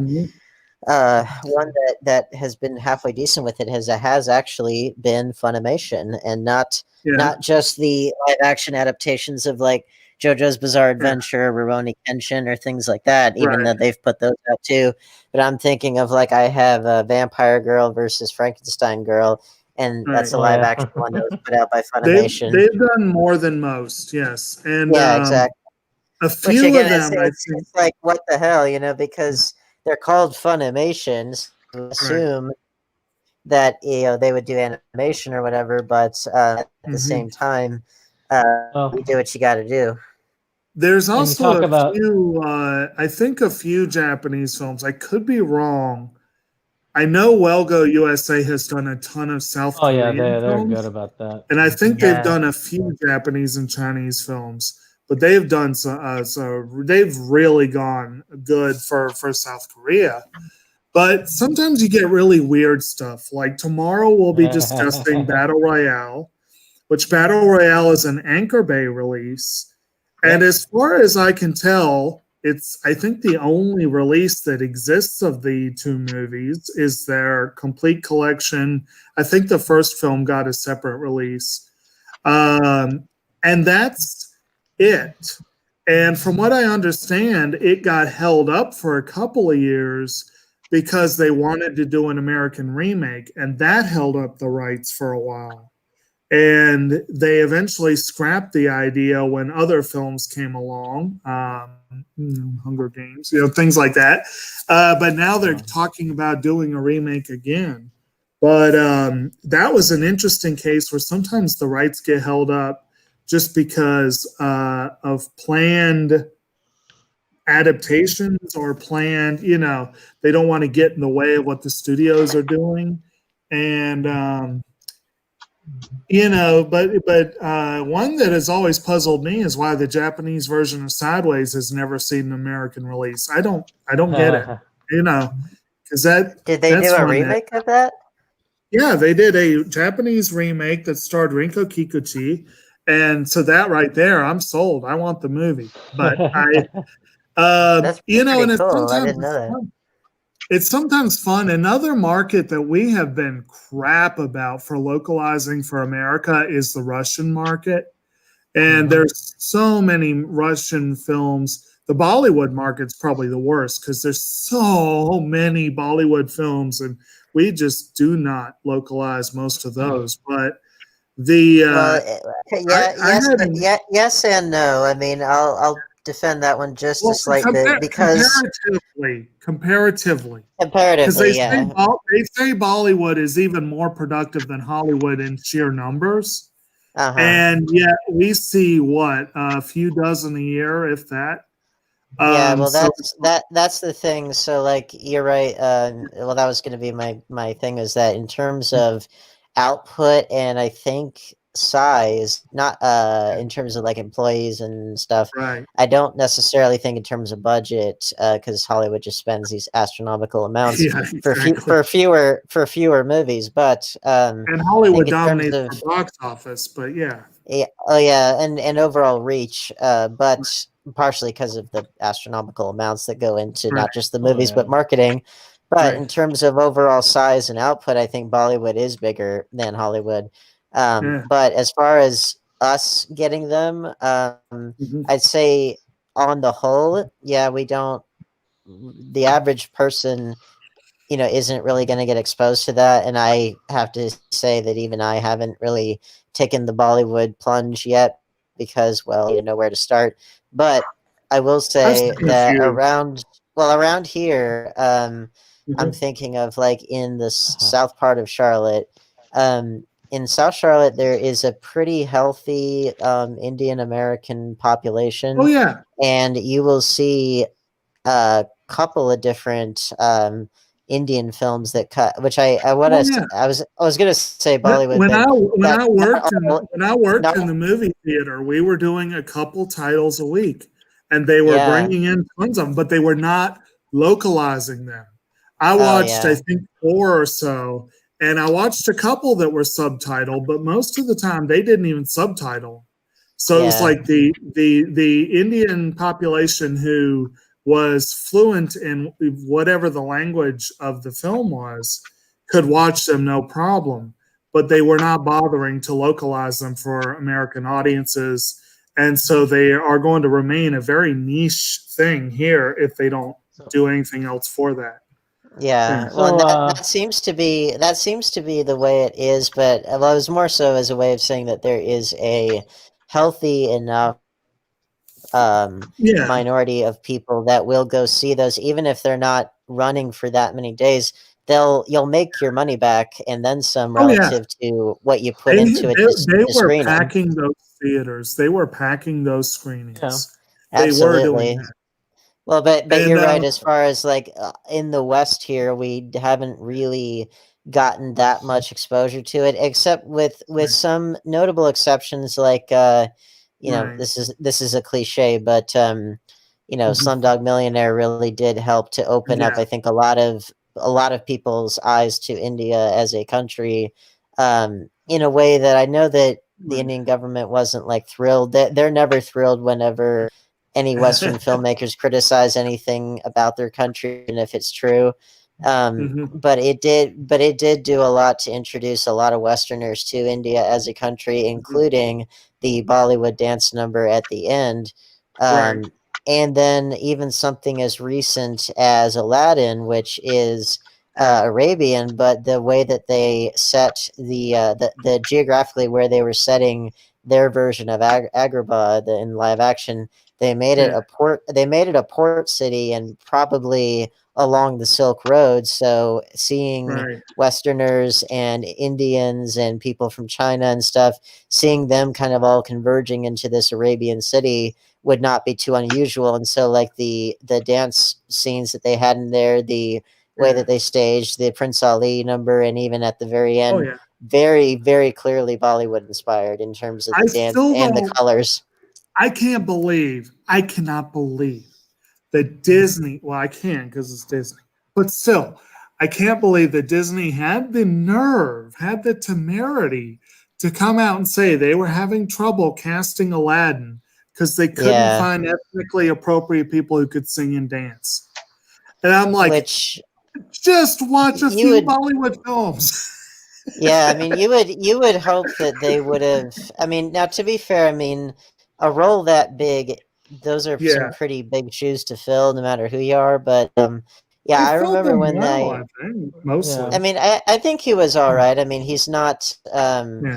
the original voice, but then again, I don't think there was Yeah. anybody. There was no one in Well- the original cast that was remotely like Arabian or anything. Not that it Right. again. That's Disney- a whole other that's a whole other discussion. And Right. I'm usually of the opinion that when it comes to voice acting, that almost always doesn't really matter, just because like you have adults voicing Right. kids all the time, and like Yeah. girls Yeah. voicing boys and vice versa. You know.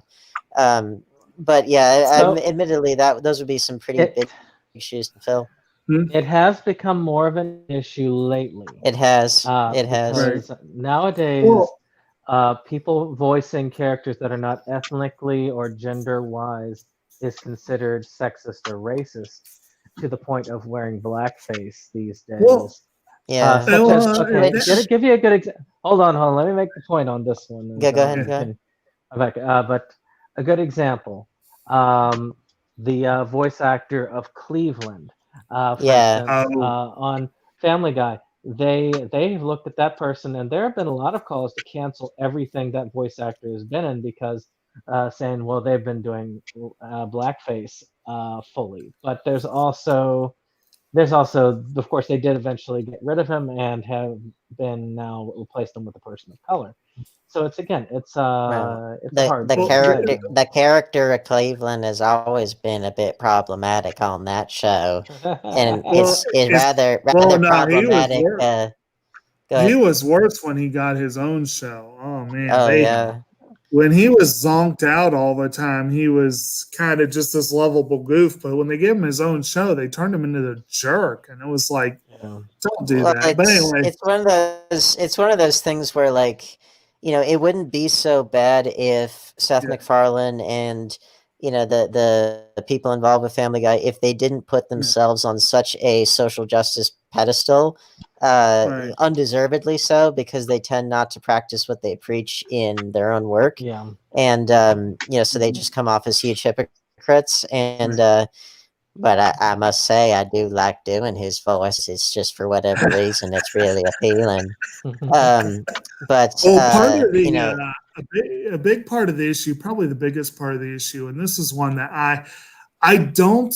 I think the people that go on it just because, oh well, you shouldn't do that. You know, maybe they're overstating it a little bit, but like the whole idea that it has traditionally been much easier for white people to get roles, then when you have a role that's kind of tailor made for someone and you give it to someone that else, it does seem a little bit unfair, a little bit off.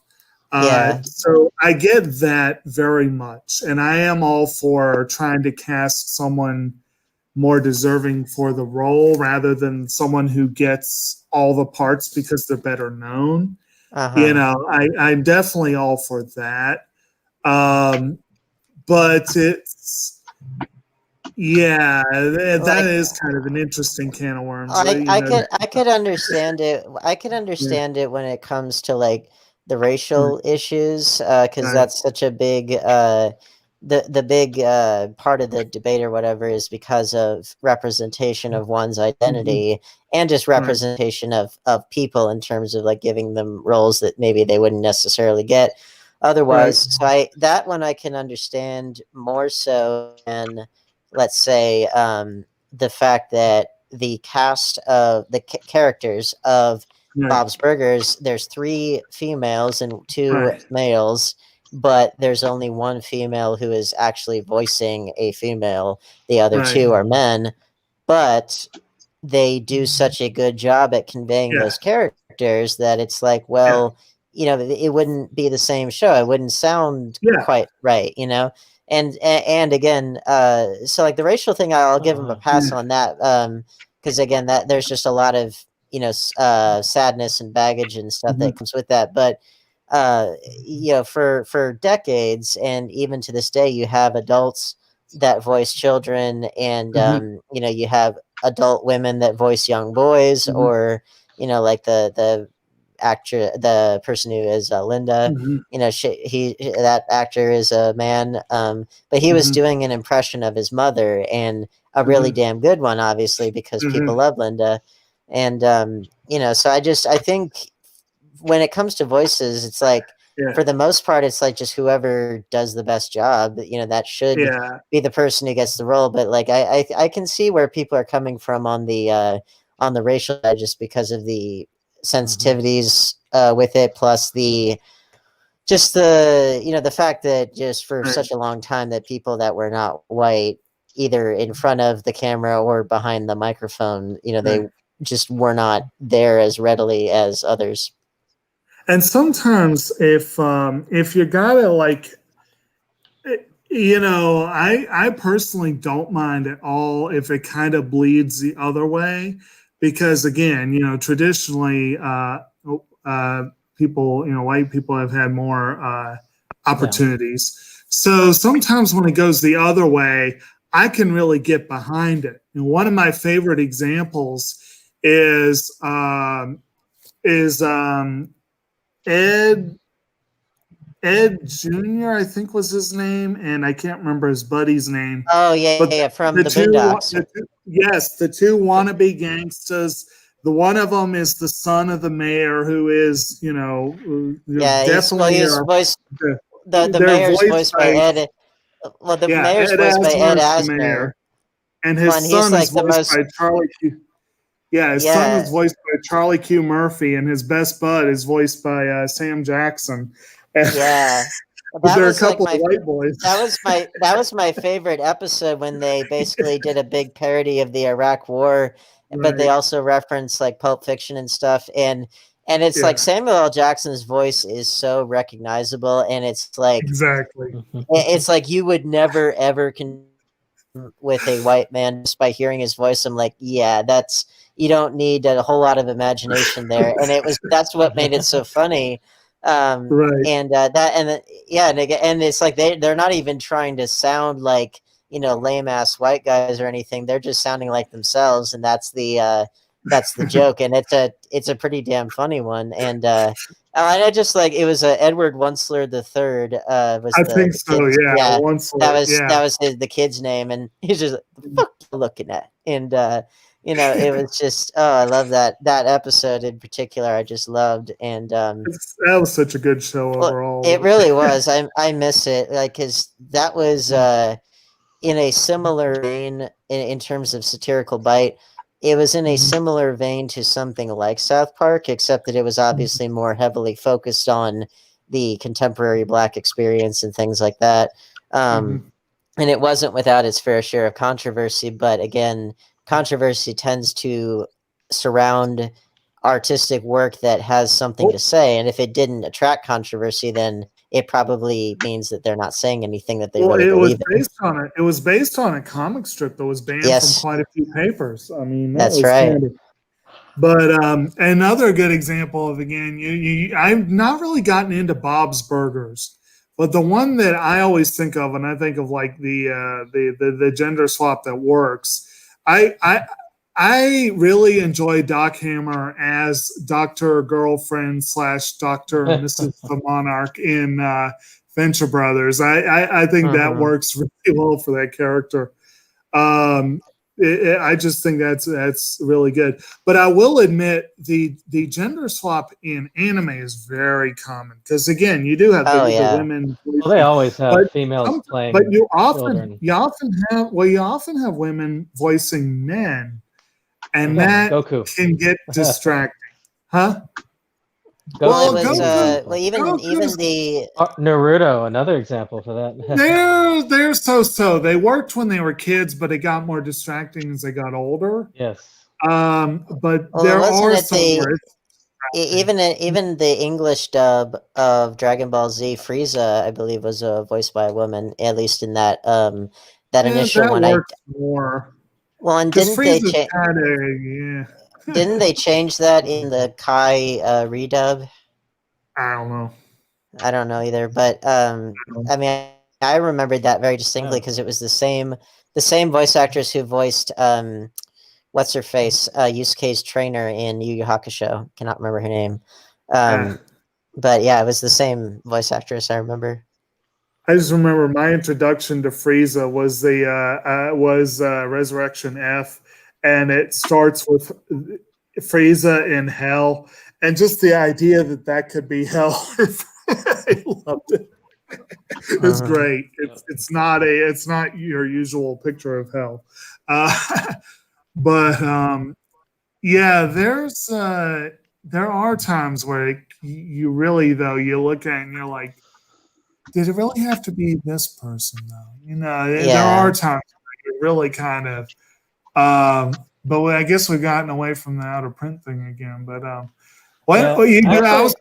one thing that was an interesting thing, I was talking about like localization of Russian films. I'll just throw out, I have a very unusual experience of watching a film with a native Russian speaker. She's actually Belarusian. And it was not a subtitled film, and she was translating as it went. And it was a film called Pobeg. And about a half hour into it, I was like, holy crap, this is The Fugitive. But it was a Russian version of The Fugitive. And I was like, I want to see that localized so I can watch it properly, but I don't know that that'll ever happen. That's pretty neat. Well, I mean, I do think that we didn't quite get as off topic as perhaps it might seem, just because the trend, I think, kind of pernicious trend of canceling things and people that are seen as problematic. Which again, it's brought down some really, really bad guys like Harvey Weinstein, like Kelly, all that stuff. But it's different, I think, when it's a person, because you can fairly judge the actions or inactions of a person versus a work of art on which a lot of people worked. Because it's not just the director, not just the actors, it's a whole bunch of people.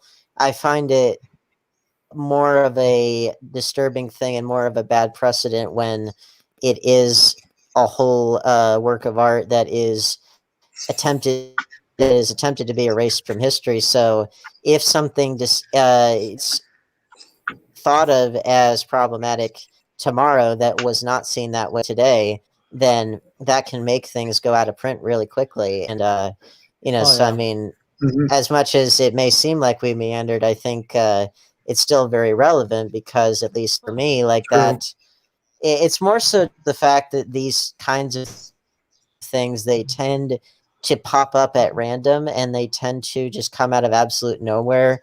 And it's not like these things haven't existed for decades. In many cases, it was just more so that somebody decided, this is what I'm going to do today. This is the work of art that I'm going to try to eradicate from existence, and therefore feel better about myself. And that's more what gets me.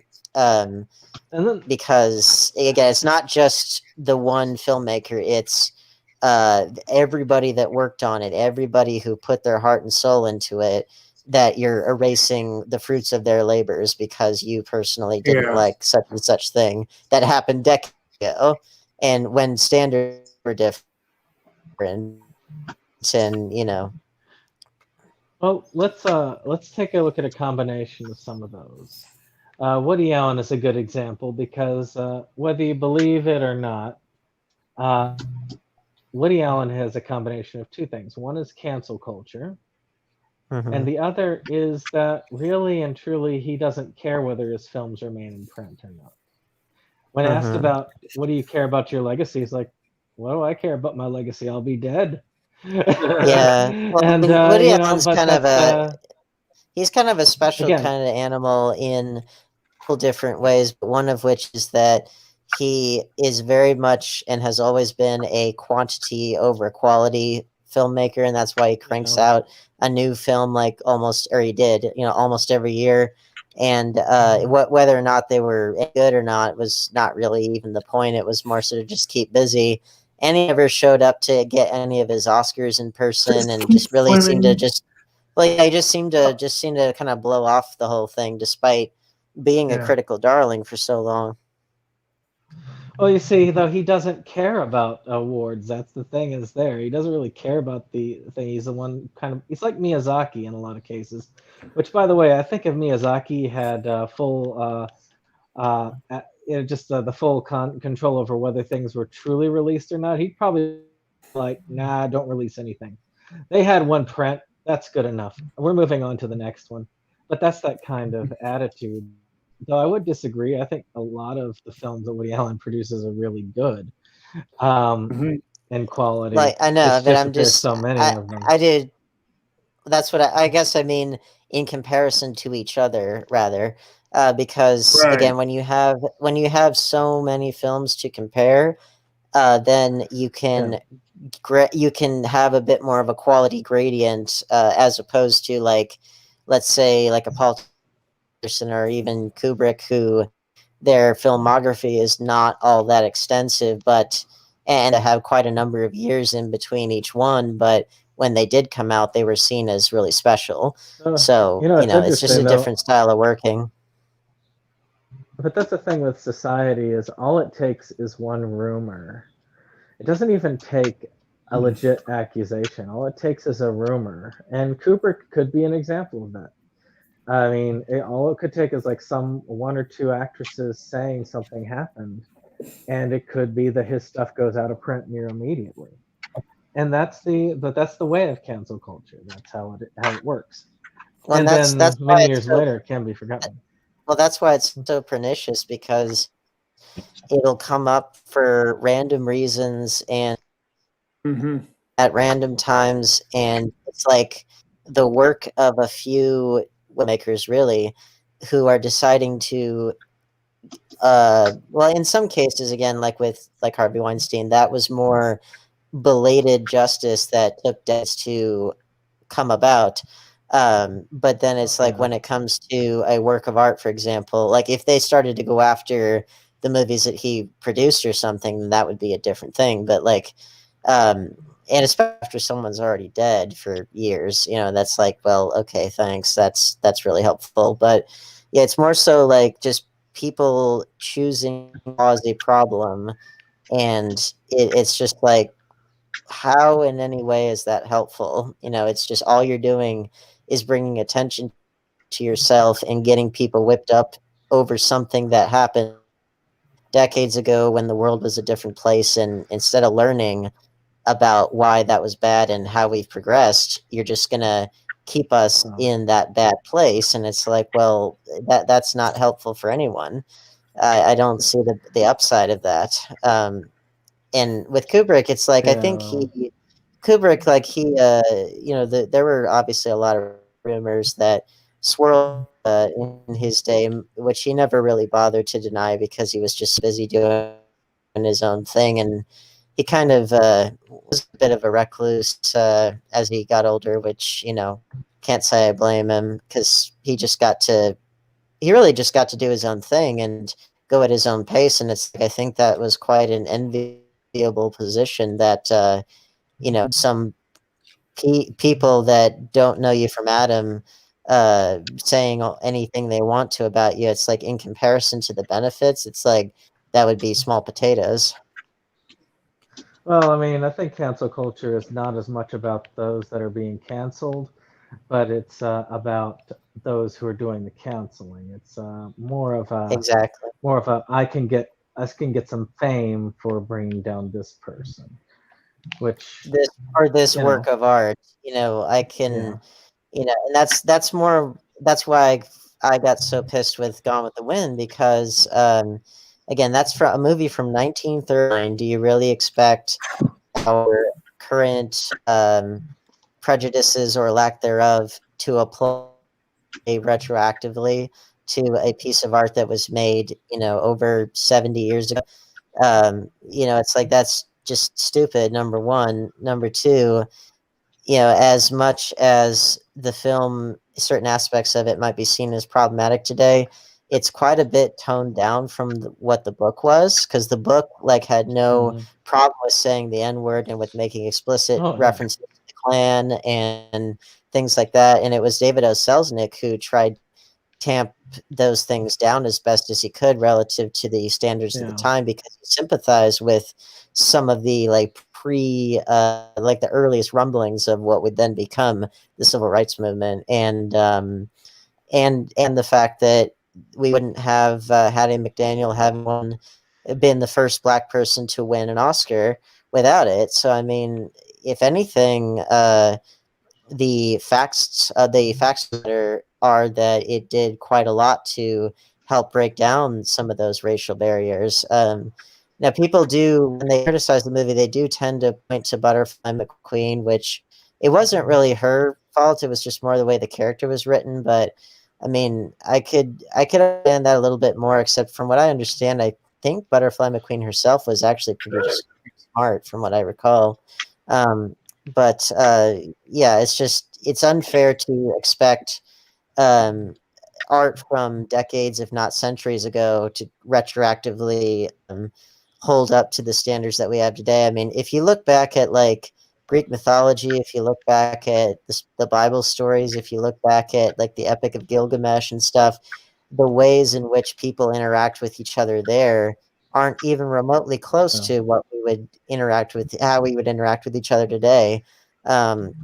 I mean, like, there's a reason why Disney's Hercules had to sanitize the Hercules story quite a lot, because the actual Hercules mythology is really, really, really not safe for work, because he like murders his wife and children, and just can't keep his dick in his robe, and just all these things that are kind of the opposite of what we would now call politically correct. And yet, those stories endure and they mean something to people because, well, they're about these characters and concepts and themes that transcend time. And that's what we need to be talking about rather than freaking out that something from the past doesn't match up with how we think today. How could it? Art does not retroactively adjust to fit the times. And if you do that, then you're just tampering with history. And it's like, well, we don't have a time machine, and you can't tell David to put on some boxer shorts because his dick's hanging out. It's like, How did you know that? what did you say? I said, how did you know that? Oh, well, it's the statue of David, his notoriously tiny Johnson, just out there for the world to see, and it's like, why? Oh yeah, the we statue of David. Yeah. Oh, I thought I get it now. Yeah, I meant the statue of Michelangelo's David, rather.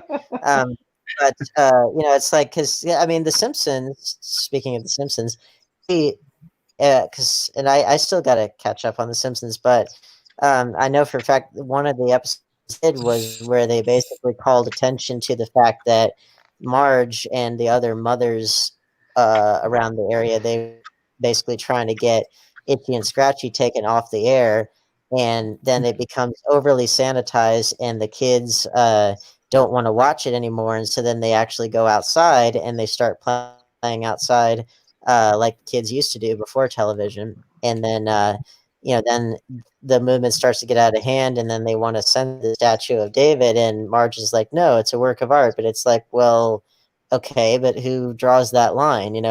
What's seen as problematic tomorrow isn't today.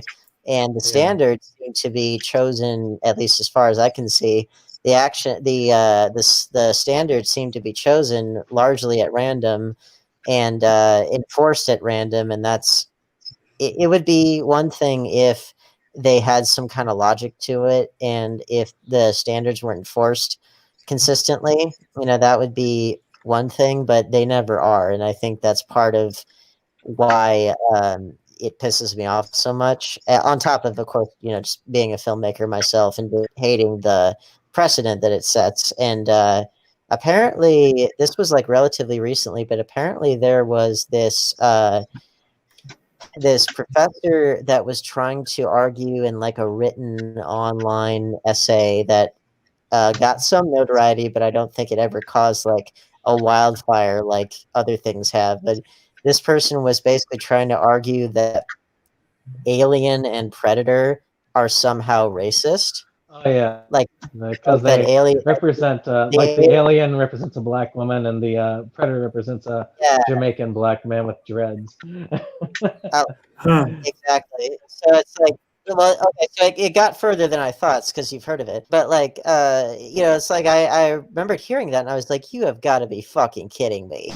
These are vaguely humanoid creatures, and in like the vaguest sense of the word, especially the xenomorph, which is only really humanoid in this thing that can walk on two legs, but that's pretty much it. But it's like you are really, really trying to read into something that just isn't there. I'm sorry, and but it's just stuff like that. It's like you have way too much time on your hands, and you have way screwed priorities.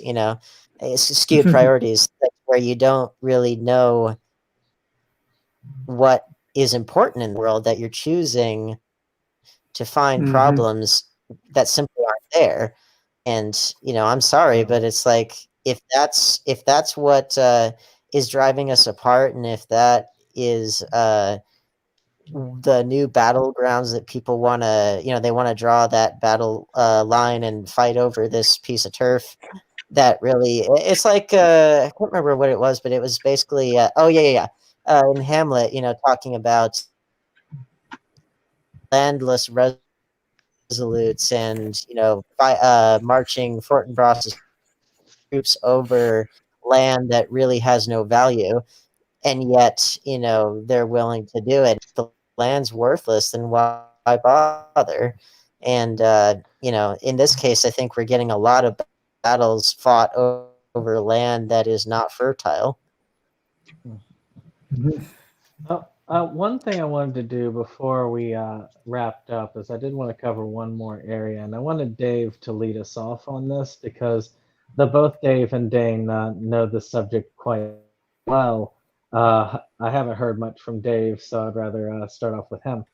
That is the case of not just independent films, but I'm talking like indie films that are produced on very small budgets, very small prints. Sometimes they're Indiegogo's or Kickstarter releases. Sometimes they're just incredibly small studios. And with that, you see these films that come and go very quickly. And they are rarely in print. I mean, one of my most sought after films is the PhD the Movie 2, because that came into print so quickly and then out of print so quickly because of how small the group was that put together. So I know that you, Dave, you've dealt with a lot of those small groups before. So you would know in particular about films that you can just never get because there have been such small runs. Well, the thing about independent features is there is a lot of attraction to them, more or less because a lot of people are sick of the Hollywood fucking shit up. So when it comes to an independent feature, some of them, some of the directors and producers behind some of these features are such talented people, and they know how to work their budget, they know how to work their production, and they know how to gather a following. And what happens is when you get that kind of a following, you have to keep it. And a lot of times independent directors will put out like 50 to 100 copies of their films, and then that's all that they'll do. I mean, it's amazing that that some of the directors that I've seen, you know, come out from the 80s are just now getting releases on like Wild Eye releasing or Midnight releasing, or, you know, things of that nature. So even directors that have been known in their field for many years and have followings, it took them to till at least the last couple of years to even, you know, get it to a mass produced, you know, audience. So to me, you're thinking of like you're thinking of like Spookies. You know how that was like a 1986 film that got one VHS release and a like one Region 2 DVD, and you know, it was just not in wide circulation until Vinegar Syndrome put it out on Blu-ray, and then all of a sudden there was a big renaissance of the film and the people who made it. Even just recently, when we talked about the film Darkness, I heard that film just recently got a Blu-ray release through Arrow. Won't be for long though, because it's Arrow. So it will be out of print within a couple of days. One-hit wonder from a young man from like the early 90s, you know. So it depends upon, you know, how popular some of these directors are, and some of these I've talked to many directors, and half the time when they put something out from their own production companies, it's only because the production companies that they've released their film to hasn't deigned to put their film out yet. I mean, some of the films get shelved, you know. So it's kind of like a fuck you to the industry sometimes when you get a limited release of something. But well, they want their stuff out there. I mean, even if they get signed, I mean, it's you never know when your release may be released, so. But Dane, what is your perspective on that?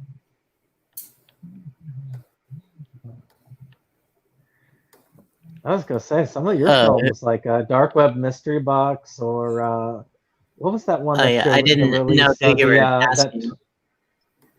What was that? What was that one that came out fairly recently? Well, Brandon's original question to us, coming from an independent standpoint and things that go out of print.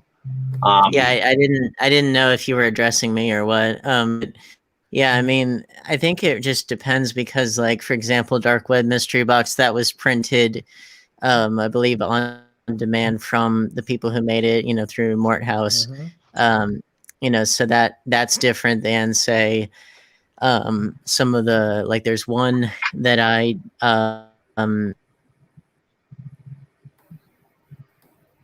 yeah. Hello. That must have cut out again. Yep. I mean, yeah, there's one that was called Closing Time. I don't know if any of y'all are familiar with that one. I have it only because it was from one of my regular sellers. I only have it because Kyle wanted me to see it so badly. He managed to give me an in with the director to get a copy because they were already out of print, which is a shame because I really liked that film. Do they believe in it? Is it self? There you go. What? Okay. Sorry, you cut out for a long time, so it didn't hear. I'm glad that you're back. I think you cut out again. Huh. And that's well, you were talking about but that's the thing, is so many small. Yeah. Right. You were talking about creators you just don't see. Closing Time. Yeah, I mean, it's a great film. I mean, and it's sad because many people won't see it. Now, many of these directors now they embrace digital because digital is so much cheaper to release on, and there's no reason why why would you ever want to release on physical media? Who bothers with that now? But of course, I bother with it. I love physical media. And it's sad to see that that's there because digital media can disappear in an instant. Whereas physical media, it's a lot harder to get rid of. Right. Whatever that technical problem was at Ck Dane, hopefully he'll be back soon. And then we'll get to hear his point. Because I was curious. Because he's actually been in films or helped create films that have been in that lane. But you know what I'm talking about, right? I mean, there are some films that you've seen by creators that have only been digital release. I was surprised when I was able to get a DVD copy of Bad CGI Sharks because I was convinced that was only going to be a digital. That sold out like really fast as a Blu-ray. I'll guarantee you that. I wanted a Blu-ray of that. That's one where I can actually say that I actually wanted a Blu-ray of, and that's saying a lot for me. There he is. Bad CGI story. Sorry about that. I think my internet crapped out for some reason. But go to your point you were talking about earlier. We were just talking about other things in that vein. Well, basically what I was saying is it really just depends on who's distributing it and how much that distributor believes in the film and like how much they want to put it out there or whatever, how big they are, whether you're self-distributing or what. I mean, there's so many variables, and I mean, sometimes things can get really great distribution and people know about it, or it gets kind of crappy distribution and people don't discover it right away if they ever do. I mean, there's so many variables, it's hard to say categorically. What was that one that you were in? It was the anthology film that that you were in not too long ago that you directed a short film in? Well, I mean, there's been a couple. I mean, We Are I was Many in there or for, something like that. oh, for We Are Many, yeah. Well, that was put 'Cause out that's one by that's Hex Media, and I mean, they do their own printing of their own movies, and they really They do phenomenal releases. they go above and beyond with really awesome custom packaging, and they include the Blu-ray, DVD, region free. They have the CD soundtracks in there. You know, they really go above and beyond. Beautiful artwork. You know, it often rivals like do better with the stuff that they put out of their own films than what even like Scream Factory or Arrow would do with films that they acquire. You know, so I mean that's saying a lot. And then you know, like Dark Web Mystery Box, that was, you know, printed on demand, you know, by the Mort House, you know, who you know, that was the studio behind it. And Wild Eye Releasing, you know, they are putting out Faces of Fear, which I'm and that's through their Raw label, which that's films that are more intense than even the ones you'd see in Walmart, and they have a halfway decent presence in Walmart now. You also acted in a movie called Blood Something too, that got a release. Oh yeah, Blood of the Mummy. Yeah. Well, that one I know got a release through. You can get it on Walmart's website. The company is one that I'd never heard of, but you know, it's on Walmart's website. So I mean, that's not you know, small fry or anything. But you know, it really depends on who the filmmakers know and what kind of deals get and that sort of thing. And I'm an associate producer on Heir of the Witch, and who knows which distributor we're going to get with that. But you know, there are some, you know, professionals that supposedly, you know, that people know that you know, hopefully if it got like a halfway decent release, whether direct to DVD or what, I don't know, small theatrical, it could be, I don't know what, but I mean, it would be definitely a good feather in everybody's cap as far as distribution goes. But yeah, really, part of it is just what amount of money do you have, but also how much does a potential distributor, how much do they believe in what you've made? I mean, there's so many variables that it's hard to see. And I mean, we haven't even touched on, you know, the George Lucases of the world, where you know, their films are out everywhere except not the way that they were originally made. I mean, that's kind of its own kettle of fish, but I mean, that's sort of, that's a different form of out of print, you know, but that's by choice and not by our choice. Yeah. To me, it also depends on how approachable you are by fans of your films as well.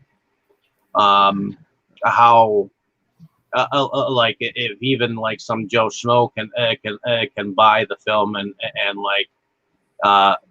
like find them on Facebook or something like that, and they're just really friendly, you know. To me, yeah, I mean, me, I've come about it. At first, I was a fan, then I became a reviewer, and then I kind of figured out who are the right people to talk to and who really doesn't give a shit whether you you talk to them or not, you know.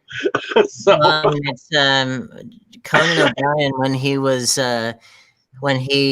kind of fucked over by NBC for the Tonight Show gig, and you know, Jay Leno sort of elbowed his way back in there and all that whole hubbub, which that's it, that whole thing, it seems so so charming and quaint these days relative to the problems that we have today, but it was a big deal at the time.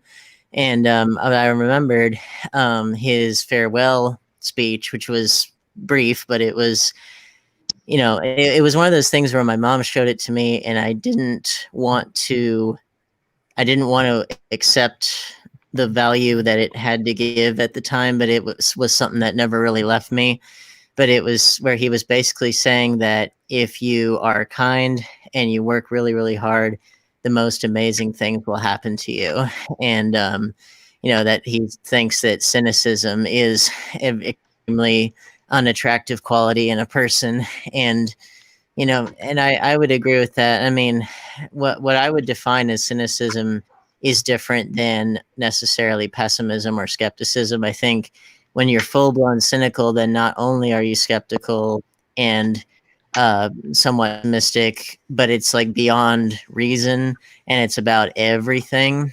And it's at the expense of meaningful forward momentum on your part.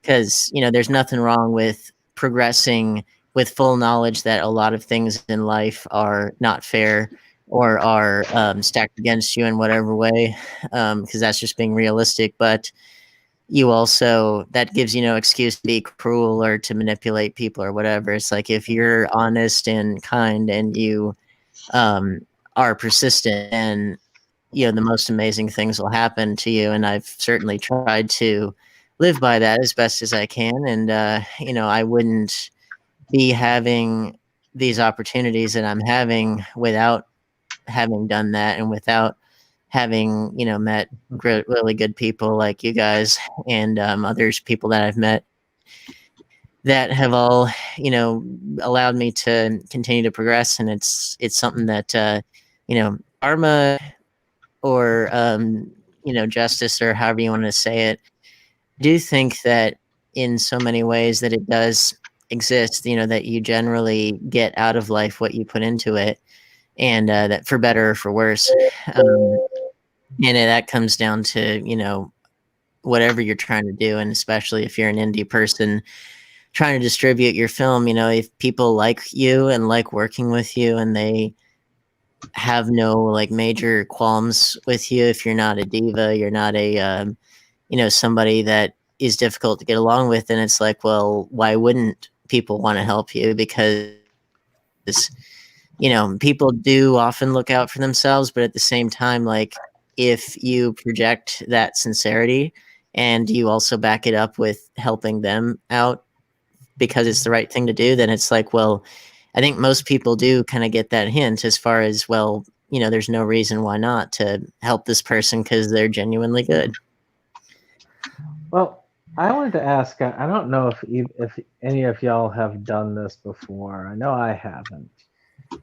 Which is, how does one go about saying, okay, I did this film.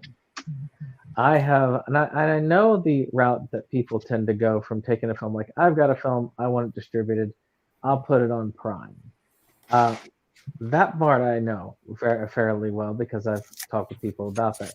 But how does one go about doing something like, I have this film, I created this film, I want to put this film out on a run of physical media to distribute? How do you go about that? How do you start that? Who do you talk to? Well, the people behind Dark Web Mystery Box, they were putting the DVDs out through one company. I can't remember the name of it, but you can put out a certain number of DVDs through that service. Or like I'm thinking of like Antrim or Girl House, those two horror films that I got off of Amazon. They post them on demand through a BDR, a Blu-ray writable disc, and it's and that's something that they can be printed on, so they don't have these massive print runs of movies that they can't sell, or if you wanted to do like a digital only thing. I think I don't know exactly what the requirements are for Prime, but I know that it's different from Netflix, where they have a very clear kind of strict quality standard for video, which makes sense because they want to, keep their platform nice, and they want to make sure that, people are seeing what they deem to be, the best of the best. Prime is a little bit more open than Netflix, but as a result of that openness, you get both some, spectacular pieces of shit, that you also get films that are more off the beaten path and are more indie in their look and spirit and feel than you might get from Netflix. And Netflix has become very establishment, for better or for worse, because again, they've had a lot of really good quality stuff that has come out of the way that they've been doing things. But if you're an indie person, then sure, Prime is a decent way to get it out there. And I know people who have. I think it's just one of those things where you can't really expect to make much money, if anything, your first time out. And that's why, with the stuff that I've done, I haven't made a dime yet, because, well, it's a indie thing. It's something that luckily my budgets were like, zero, or were, slightly above zero, but not that much. So that way there wasn't like a huge expenditure such that I'd be really in the hole, that I'd have to make a lot of money back. So in that respect, it's like, it's not as big a deal. But if that weren't the case, and I mean, that's part of why the budgets for Hollywood films, that's part of why they're so astronomical these days, is because the cost of the actors' salaries, the salaries of the crew, the renting the location, or all the various costs that go into making a movie, they've gotten so astronomically expensive that when all is said and done, and you pay for insurance and catering and this and that, all these other things that I found this out recently in Deliverance. The John Boorman, he didn't believe in buying production insurance, and so the actors, they did all their own stunts. They injured quite a number of times as a result of it. And I'm thinking, man, that would never fly today, because insurance alone, that'll rack you up a pretty penny in terms of doing a really professional production where you're doing stuff that could get someone injured. Let's get ready. Oh, go ahead, Dave. Go ahead. Say, as far as getting your stuff out there, I mean, directors have done different things for different purposes. Some go through and do their own distribution, where they just go and like massively produce maybe like 100 to maybe 500 copies from, like, you can go anywhere from Zunikai to some pretty produced disc companies to go and do that if you wanted to go that angle. But I think Zunikai was the company I'm trying to think of.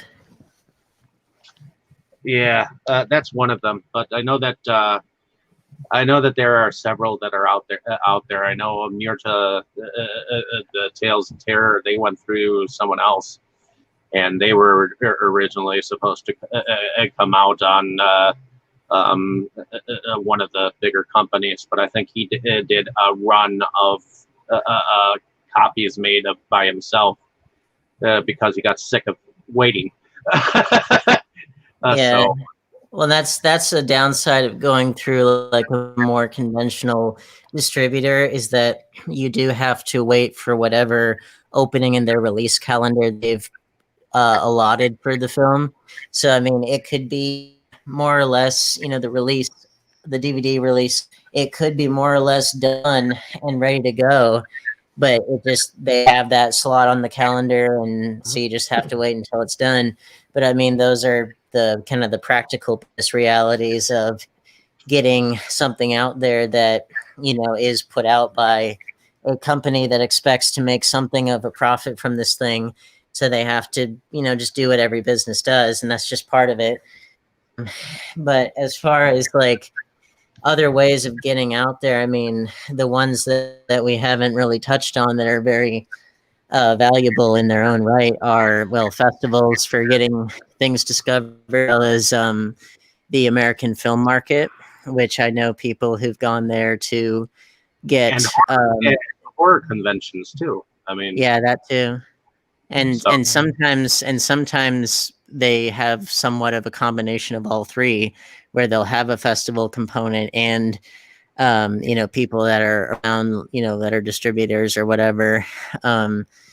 It's not just a singular thing any one way or the other.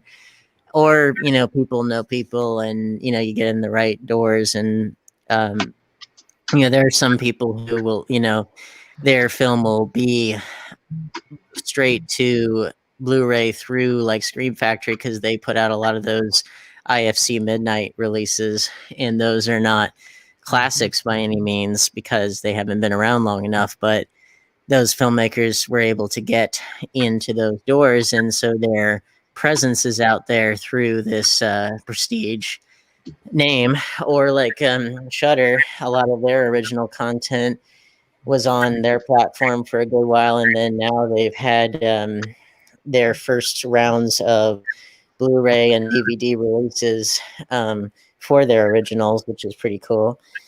And seeing a whole bunch of those on the schedule to come out soon. So I mean, there are all kinds of ways to get your work out there, but I go back to what Lloyd Kaufman said, as far as regardless of what the specific means of getting your film out there, he said, if you make something that is good, the public will find it. And I think that that's really true, because generally the cream tends to rise to the top, and people, you can't buy word of mouth, and people that like your work will find it and will circulate it. And if you can really activate your fans, then they can be what we call brand evangelists, and they can do a lot of the work for you. All right, let's start to wrap up, but I want to wrap up a little bit differently with these type of stories here. Is I actually want to talk about out of print media stories. So I'd like to go down one by one to each of you to tell me a story about a piece of out of print media that you had discovered, that you figured out you wanted, discovered was out of print, and of course how you went through the struggle to actually get a hold of it. Not one that you found like, oh, I found it really easily at the next day I went to Amazon and purchased it for $5 because I found out it was out of print, but like you actually went to some effort to get. I know that each person here has a collection and has some out of print titles in it. So I know that there's got to be at least one story for each of you to where you put some effort into getting one particular piece that's out of print. Matter of fact, why don't we start with Jake? I got a know couple. You've got them. Go for it, Jake. Actually, Jake, are you still? Oh, I didn't hear. Okay, so me. A piece of out of print media that you have in your collection that you had to go through a lot of effort to get. That I had to go through a lot of effort. Well, there certainly are some of those. I'm trying to think of like one that really would make a good story. I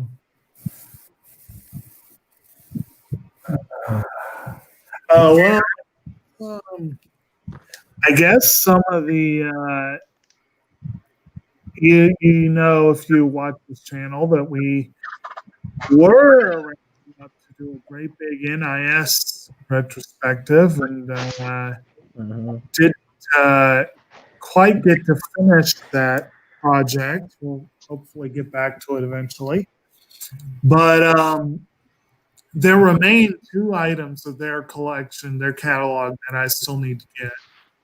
But some of these definitely were a little bit of a struggle to find, and one that has been infamously out of print. I would say infamously out of print for a good while now, is the Persona Trinity Soul.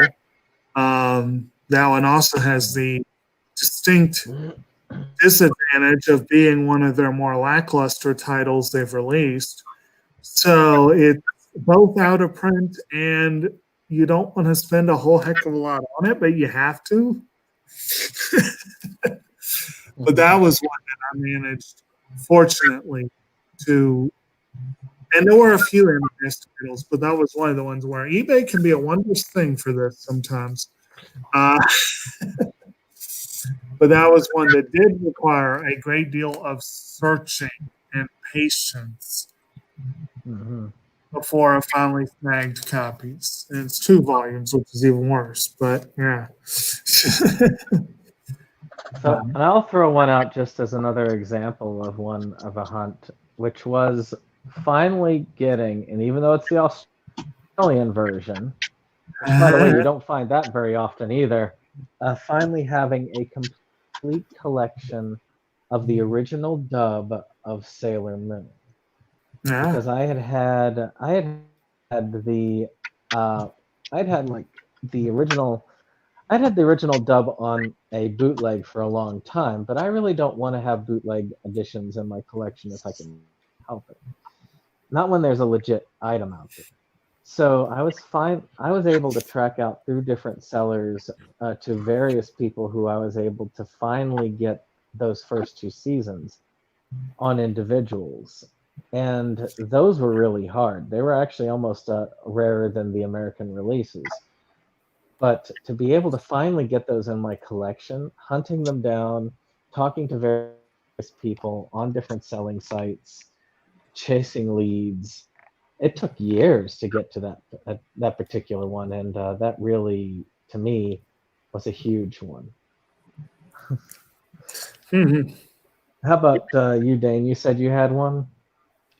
I have a couple of different out of print ones. I mean, the obvious ones would be like Halloween, which I had back when it was in print and sold it during the great necessary purging, and then got it back. It was more so not so much about availability. It was just more so something remotely resembling an okay price.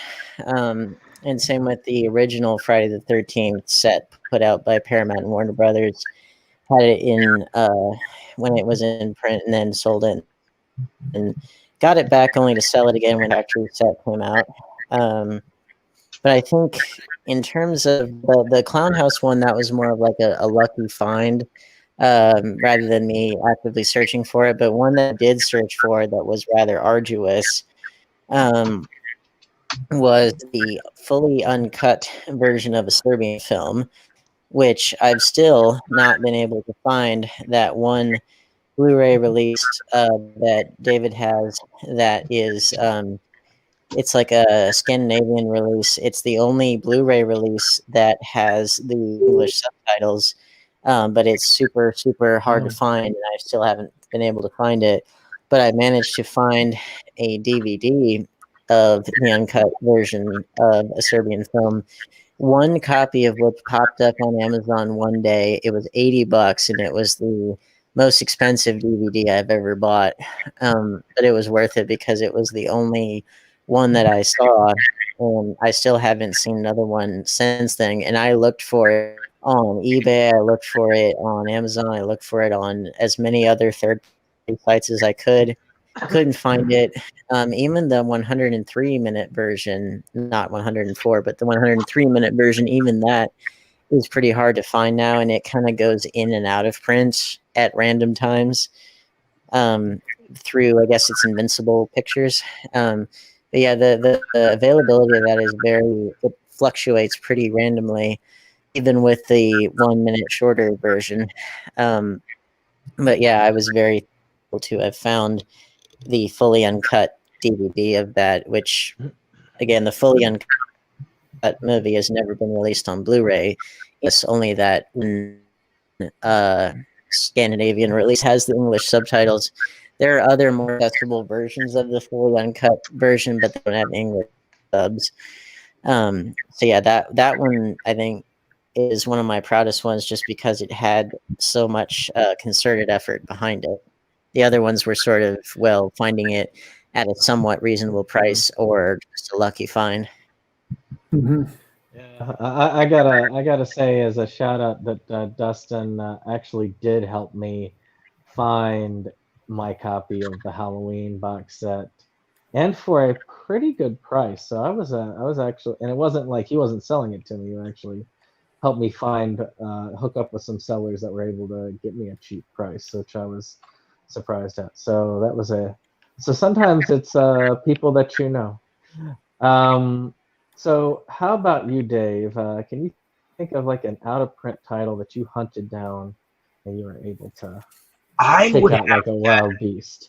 I would have to say one of my titles that was very out of print was a Hammer film called The Devil Rides Out, along with its sequel, I think as well. And those were hard to come by. Finally, I found a copy for like 30, which is about as much as I'll pay for a copy of anything, to be honest. But I've had one of my, when I was completely when I didn't really have any sellers that I owed or whatnot. There was a Spanish company that was called Casa Negra, and they put out this El Vampiro collection, and it was a 2-disc special thing. These are Spanish Draculas that were put out in like the 60s. In fact, 1957 it says on the back here. But they were very good transfers, and they're not on Blu-ray or anything like that. And they began to put other films out. And I know I've got 5 of them, and those were hard to come by for a time, especially that vampire one. That one is like totally out of print. This is probably worth probably 180 to 200 right now. Wow. And a lot of the Spanish horror is out of print. There's one that's called the Dracula Saga, which is another Spanish one. It's got Paul Naschy in it, and that one was, I have to say, I actually bid on it and got it for 40, but anywhere I could look for it was going for like 100 and 140. So those are some of the ones that I've had to struggle on per se. The Herschel Gordon Lewis set, well, I ended up paying 300 for that. So, Well worth it though. It's an awesome. Well, worth it. It's an awesome set. I paid about $250 for the cereal box set from the same person. So it's not that it was a struggle. It just happened to be in dude's collection. He was like, "Do you want it?" Yeah, sure. Added on to it. So, I'll have things like that. I just wanted to say a few examples. I have many. But those are some of the ones that I can, off the top of my mind. But Casa Negra, those, especially Brainiac and this vampire collection, those are indeed out of print. Well, those OOP things, as a collector, those things are always on a collector's mind when it comes to this is the kind of thing that I am so proud of, that I have this as a collector, that this is the item I'm going to show off. I've got this item that was that James Dean farted on in a conference or something. These things have that rareness that most people are very happy to own. And again, it's those points that are pretty cool to show off.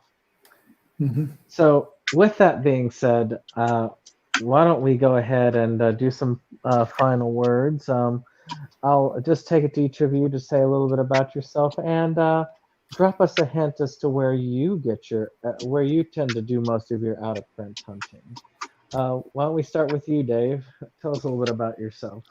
Well, my name is David Strege. I'm one of the founding fathers of Inside Movies Galore, which will be going on tomorrow night at our regular time of 9 p.m. Central on Tuesdays every week.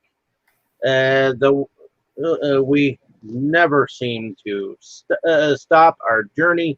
So thank you for listening. For those who keep listening, but I also moonlight under a different channel where I put up video reviews and video pickup videos that are spectacular. So check some of those out. I just enjoy talking about films to any Tom, Dick, or Harry who will actually give a shit to listen to me. So thank you, and thank you for having me on your Vlogcast, Brandon. It was certainly an interesting conversation. So, can you give us one tip as to, for those of us who are OOP hunters, where can we go to try and do our best to find those piece OOP of advice goals? that I can give to you out of print hunters is if you see something and you have the money for it, get it, because you'll never see it for that price again. And I don't care if you need that money like the next day. As a collector, get it. You will never see it at that price again, ever. That's probably true. So, how about you, Dane? Tell us a little bit about yourself. I am Dane Kyle.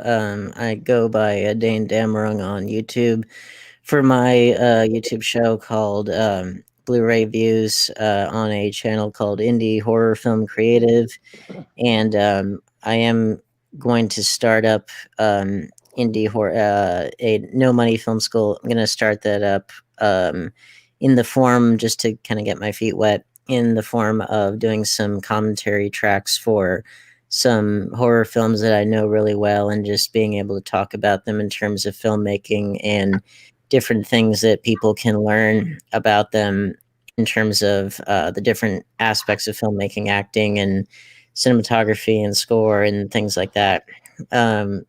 Just to get my feet wet on that. And it won't just be a bunch of trivia. It'll be an attempt to try to get people thinking about film in a serious way and what goes into making them. But then I'm also a filmmaker, and I've been a part of a lot of different horror productions. Most recently, like Dark Web Mystery Box got a good write-up on Dread Central, which was a big deal. That happened today. And that was a film that I acted in. And also, I've had a segment in For We Are Many, put out by Hex Media Group. I'm an associate producer on Heir of the Witch, which is in post-production right now, and executive producer of Axe 2 Grind, the sequel to the first Axe 2 Grind. And this one stars Debbie Rochon and Stormy Daniels, which is pretty sweet. So I do a lot of different things, but just trying to get my creative organs organized as I begin, at the same time as I begin my first full week of work at the new job tomorrow, which is a big deal. All right. Awesome.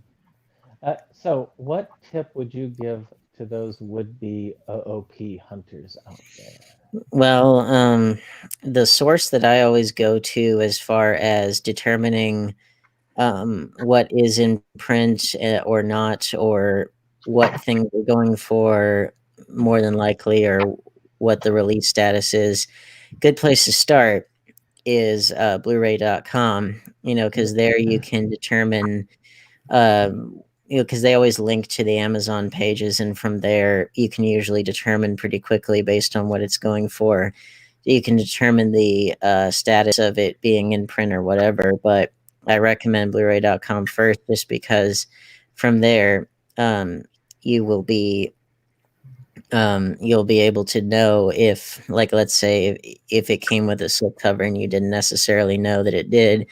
That's always a good place to look, because that way, while you're hunting for it, then you can say, okay, I'll look for, slipcover, put that in my search keywords, and from there, depending on what it is, you can look on Amazon or eBay. eBay tends to be better for that sort of thing. If you're looking strictly online, Amazon, tends to not be as good with the out of print stuff. I think that is where a lot of overinflated prices can be found. eBay, it really depends on who the seller is and how reasonable they will or won't be. But what I've had more luck with my local used media stores, whether that be Manifest Discs, which is affiliated with FYE, or Second and Charles. Second and Charles in particular, they will have prices on certain things that you look at. They're weird because they will have things that are pretty common. They'll have them for way more than they're worth, but then they'll have, every now and again, they'll have these things that are like, how is this price so low? Like, you'll have these things that are like ridiculously dirt cheap, and you're like, what? And whether they're out of print or not, you'll find these things that you're just like, how in the world did they price this so low? But that's why I recommend checking out Blu-ray.com or checking out what it's going for on Amazon, because then you have a good baseline against which to measure. Because if you don't really know what things are worth, then you'll probably overpay for things that you don't need to overpay. And so that's that would be my first go-to place, because everything else emanates therefrom. So, Jake, what advice would you give us on that? And of course, if you have anything to say about your own channel, feel free as well. I've got no time for a channel right now. I'm Kotobuki Jake. I'm, the co-host on this one, and I have, like I said, I have scored some pretty incredible deals on eBay. But like Dane said, sometimes if you don't know the value of something, never look at it one time and think you know what the set price is, because you'll frequently find things being offered for considerably more than actual market value. Oh, yeah. And that's going to be true of anywhere, Amazon or Second and Charles. If you just go in and take one look, you'll probably get a very inaccurate picture of what the current pricing is. But any one of those venues, you never know. Even Amazon, you never know. You can sometimes get really incredible deals, and then sometimes you can just get screwed because of their sometimes off practices. Which, it's a shame Mo couldn't join us tonight, because I know this was like all about his experience. Yeah, he had one heck of an experience trying to get the Gamera set, but he did get the UK set, despite it now being out of print. But like, you really never know. Like, you talked about your struggles to get Sailor Moon. The first piece of the Sailor Moon franchise I owned was the pioneer release of the R movie, which was retailing. Well, not retailing, but it was going on eBay and Amazon for probably an average of $60 to $80 or more. And I found it at the local movie stop for $5, and with a discount, it was $4.50. So it's like, I never remember what I got all three of them for. But, and then I ended up finally getting the in-print Blu-ray upgrade, but I'm keeping the old Pioneer just on principle.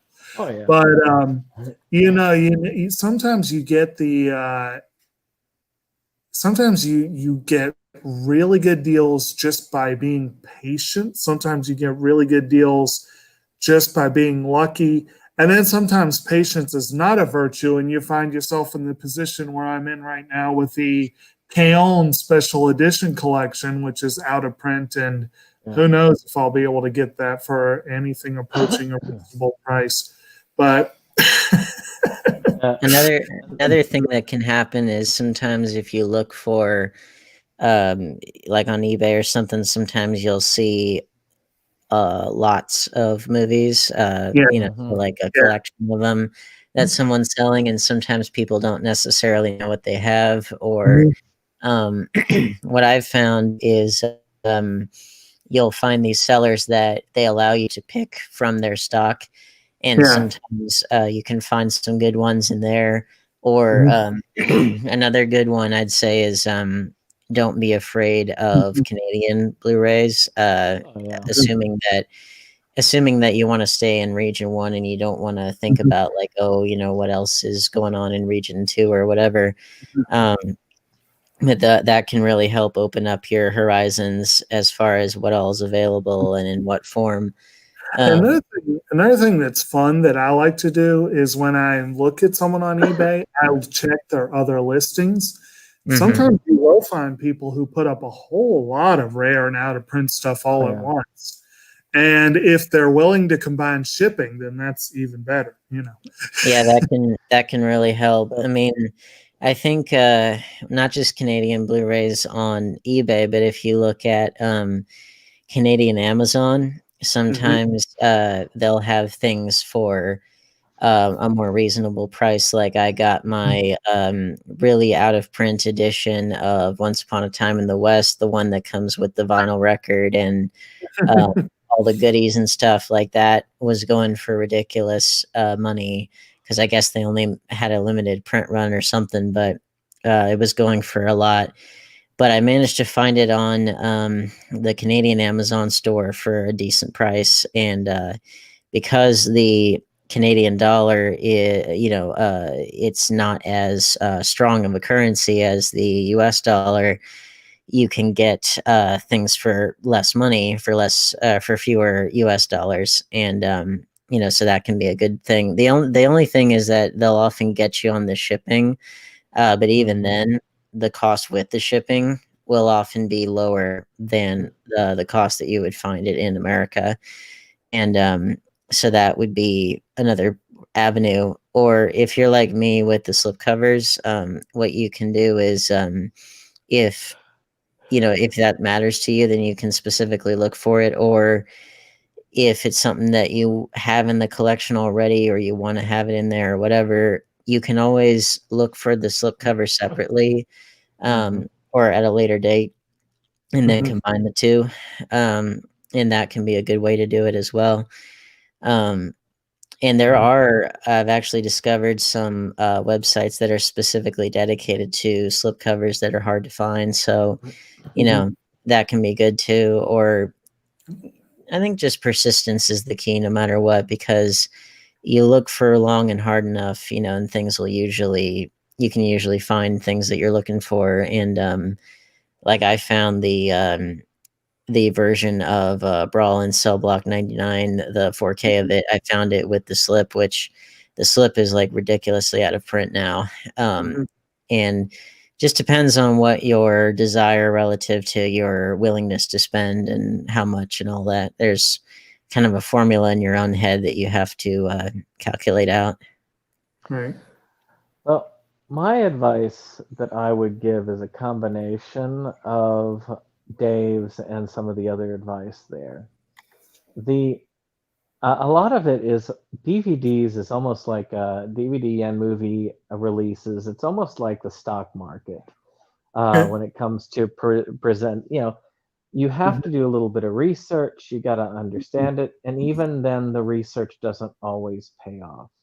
Knowing certain things to jump on, like Arrow. Arrow is well known for putting out small runs and just leaving it out of print. So if you really want something from Arrow, you can almost be guaranteed that you had better jump on it right away, like the Gamera set. Or another good example is Shout Factory's monster sets, like this Friday the 13th set, which I think is still up for offer, by the way. You can tell by past history, if you look back, that this set is very likely to go out of print and out of print soon. So if you want to get it, you better get it while you can. And you can look at different things like in this particular set, the fact that it is a bunch of movies, much like the Halloween set, that have some different releasing companies, and therefore it's very rare that you're going to get them all together in one set anyway. Mm-hmm. But at the same Yes, time, Jason Goes to Hell, Jason X, and Freddy vs. Yeah. Jason. Those are the New Line Cinema ones, and then all the other ones are Paramount. and on the opposite end, though, if it's an item that's already out of print, you missed your opportunity, then patience. Yeah, patience. At the other end. Because for me, I've learned, and I've learned this mainly from Jake because he's better at it than I am, is to keep stalking eBay, keep stalking Amazon, keep stalking these places, and then eventually sometimes things will come your way. I mean, that's how I got like those $2.50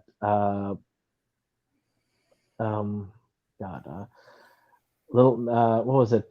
Big Trouble in Little China and Escape from New York. How I got like that $5.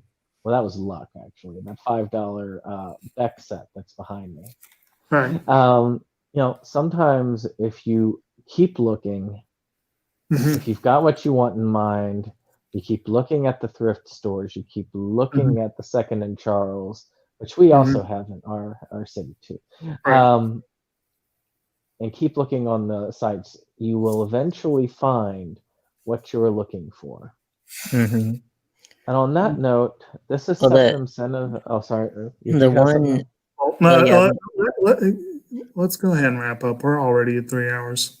Okay. Well, I was just gonna say, like, with the ones that people try to like freak out about and suppress and stuff, like the only things I can think of are like if you have a reasonable knowledge of film history and you could possibly predict what films might later on be seen as problematic if they aren't already, then it might not be a bad idea to snatch them up while you can, like I did that with The Jazz Singer, with you know, like a lot of blaxploitation films, with, you know, just anything that I thought, you know, oh, this could potentially be a problem or whatever.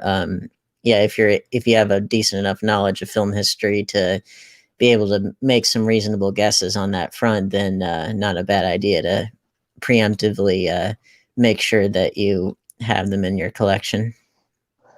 So with that being said, this is SeptumSin of SeptumSin versus the World. I am hesitant to say it, but I think we are back, baby.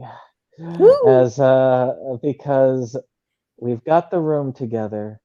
Jake and I have put it together ourselves.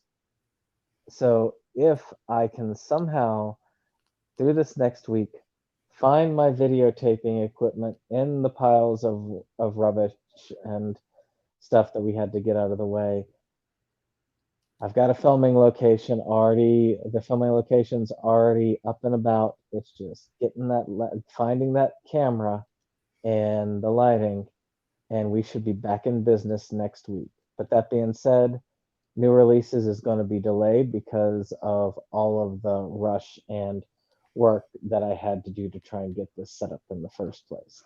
But it will be out this week. I will have a release slideshow up this week. So with that being said, thank you all for listening for this. I hope you all enjoyed this conversation as much as we did. And we'll see you on the next one. Goodbye. Night night.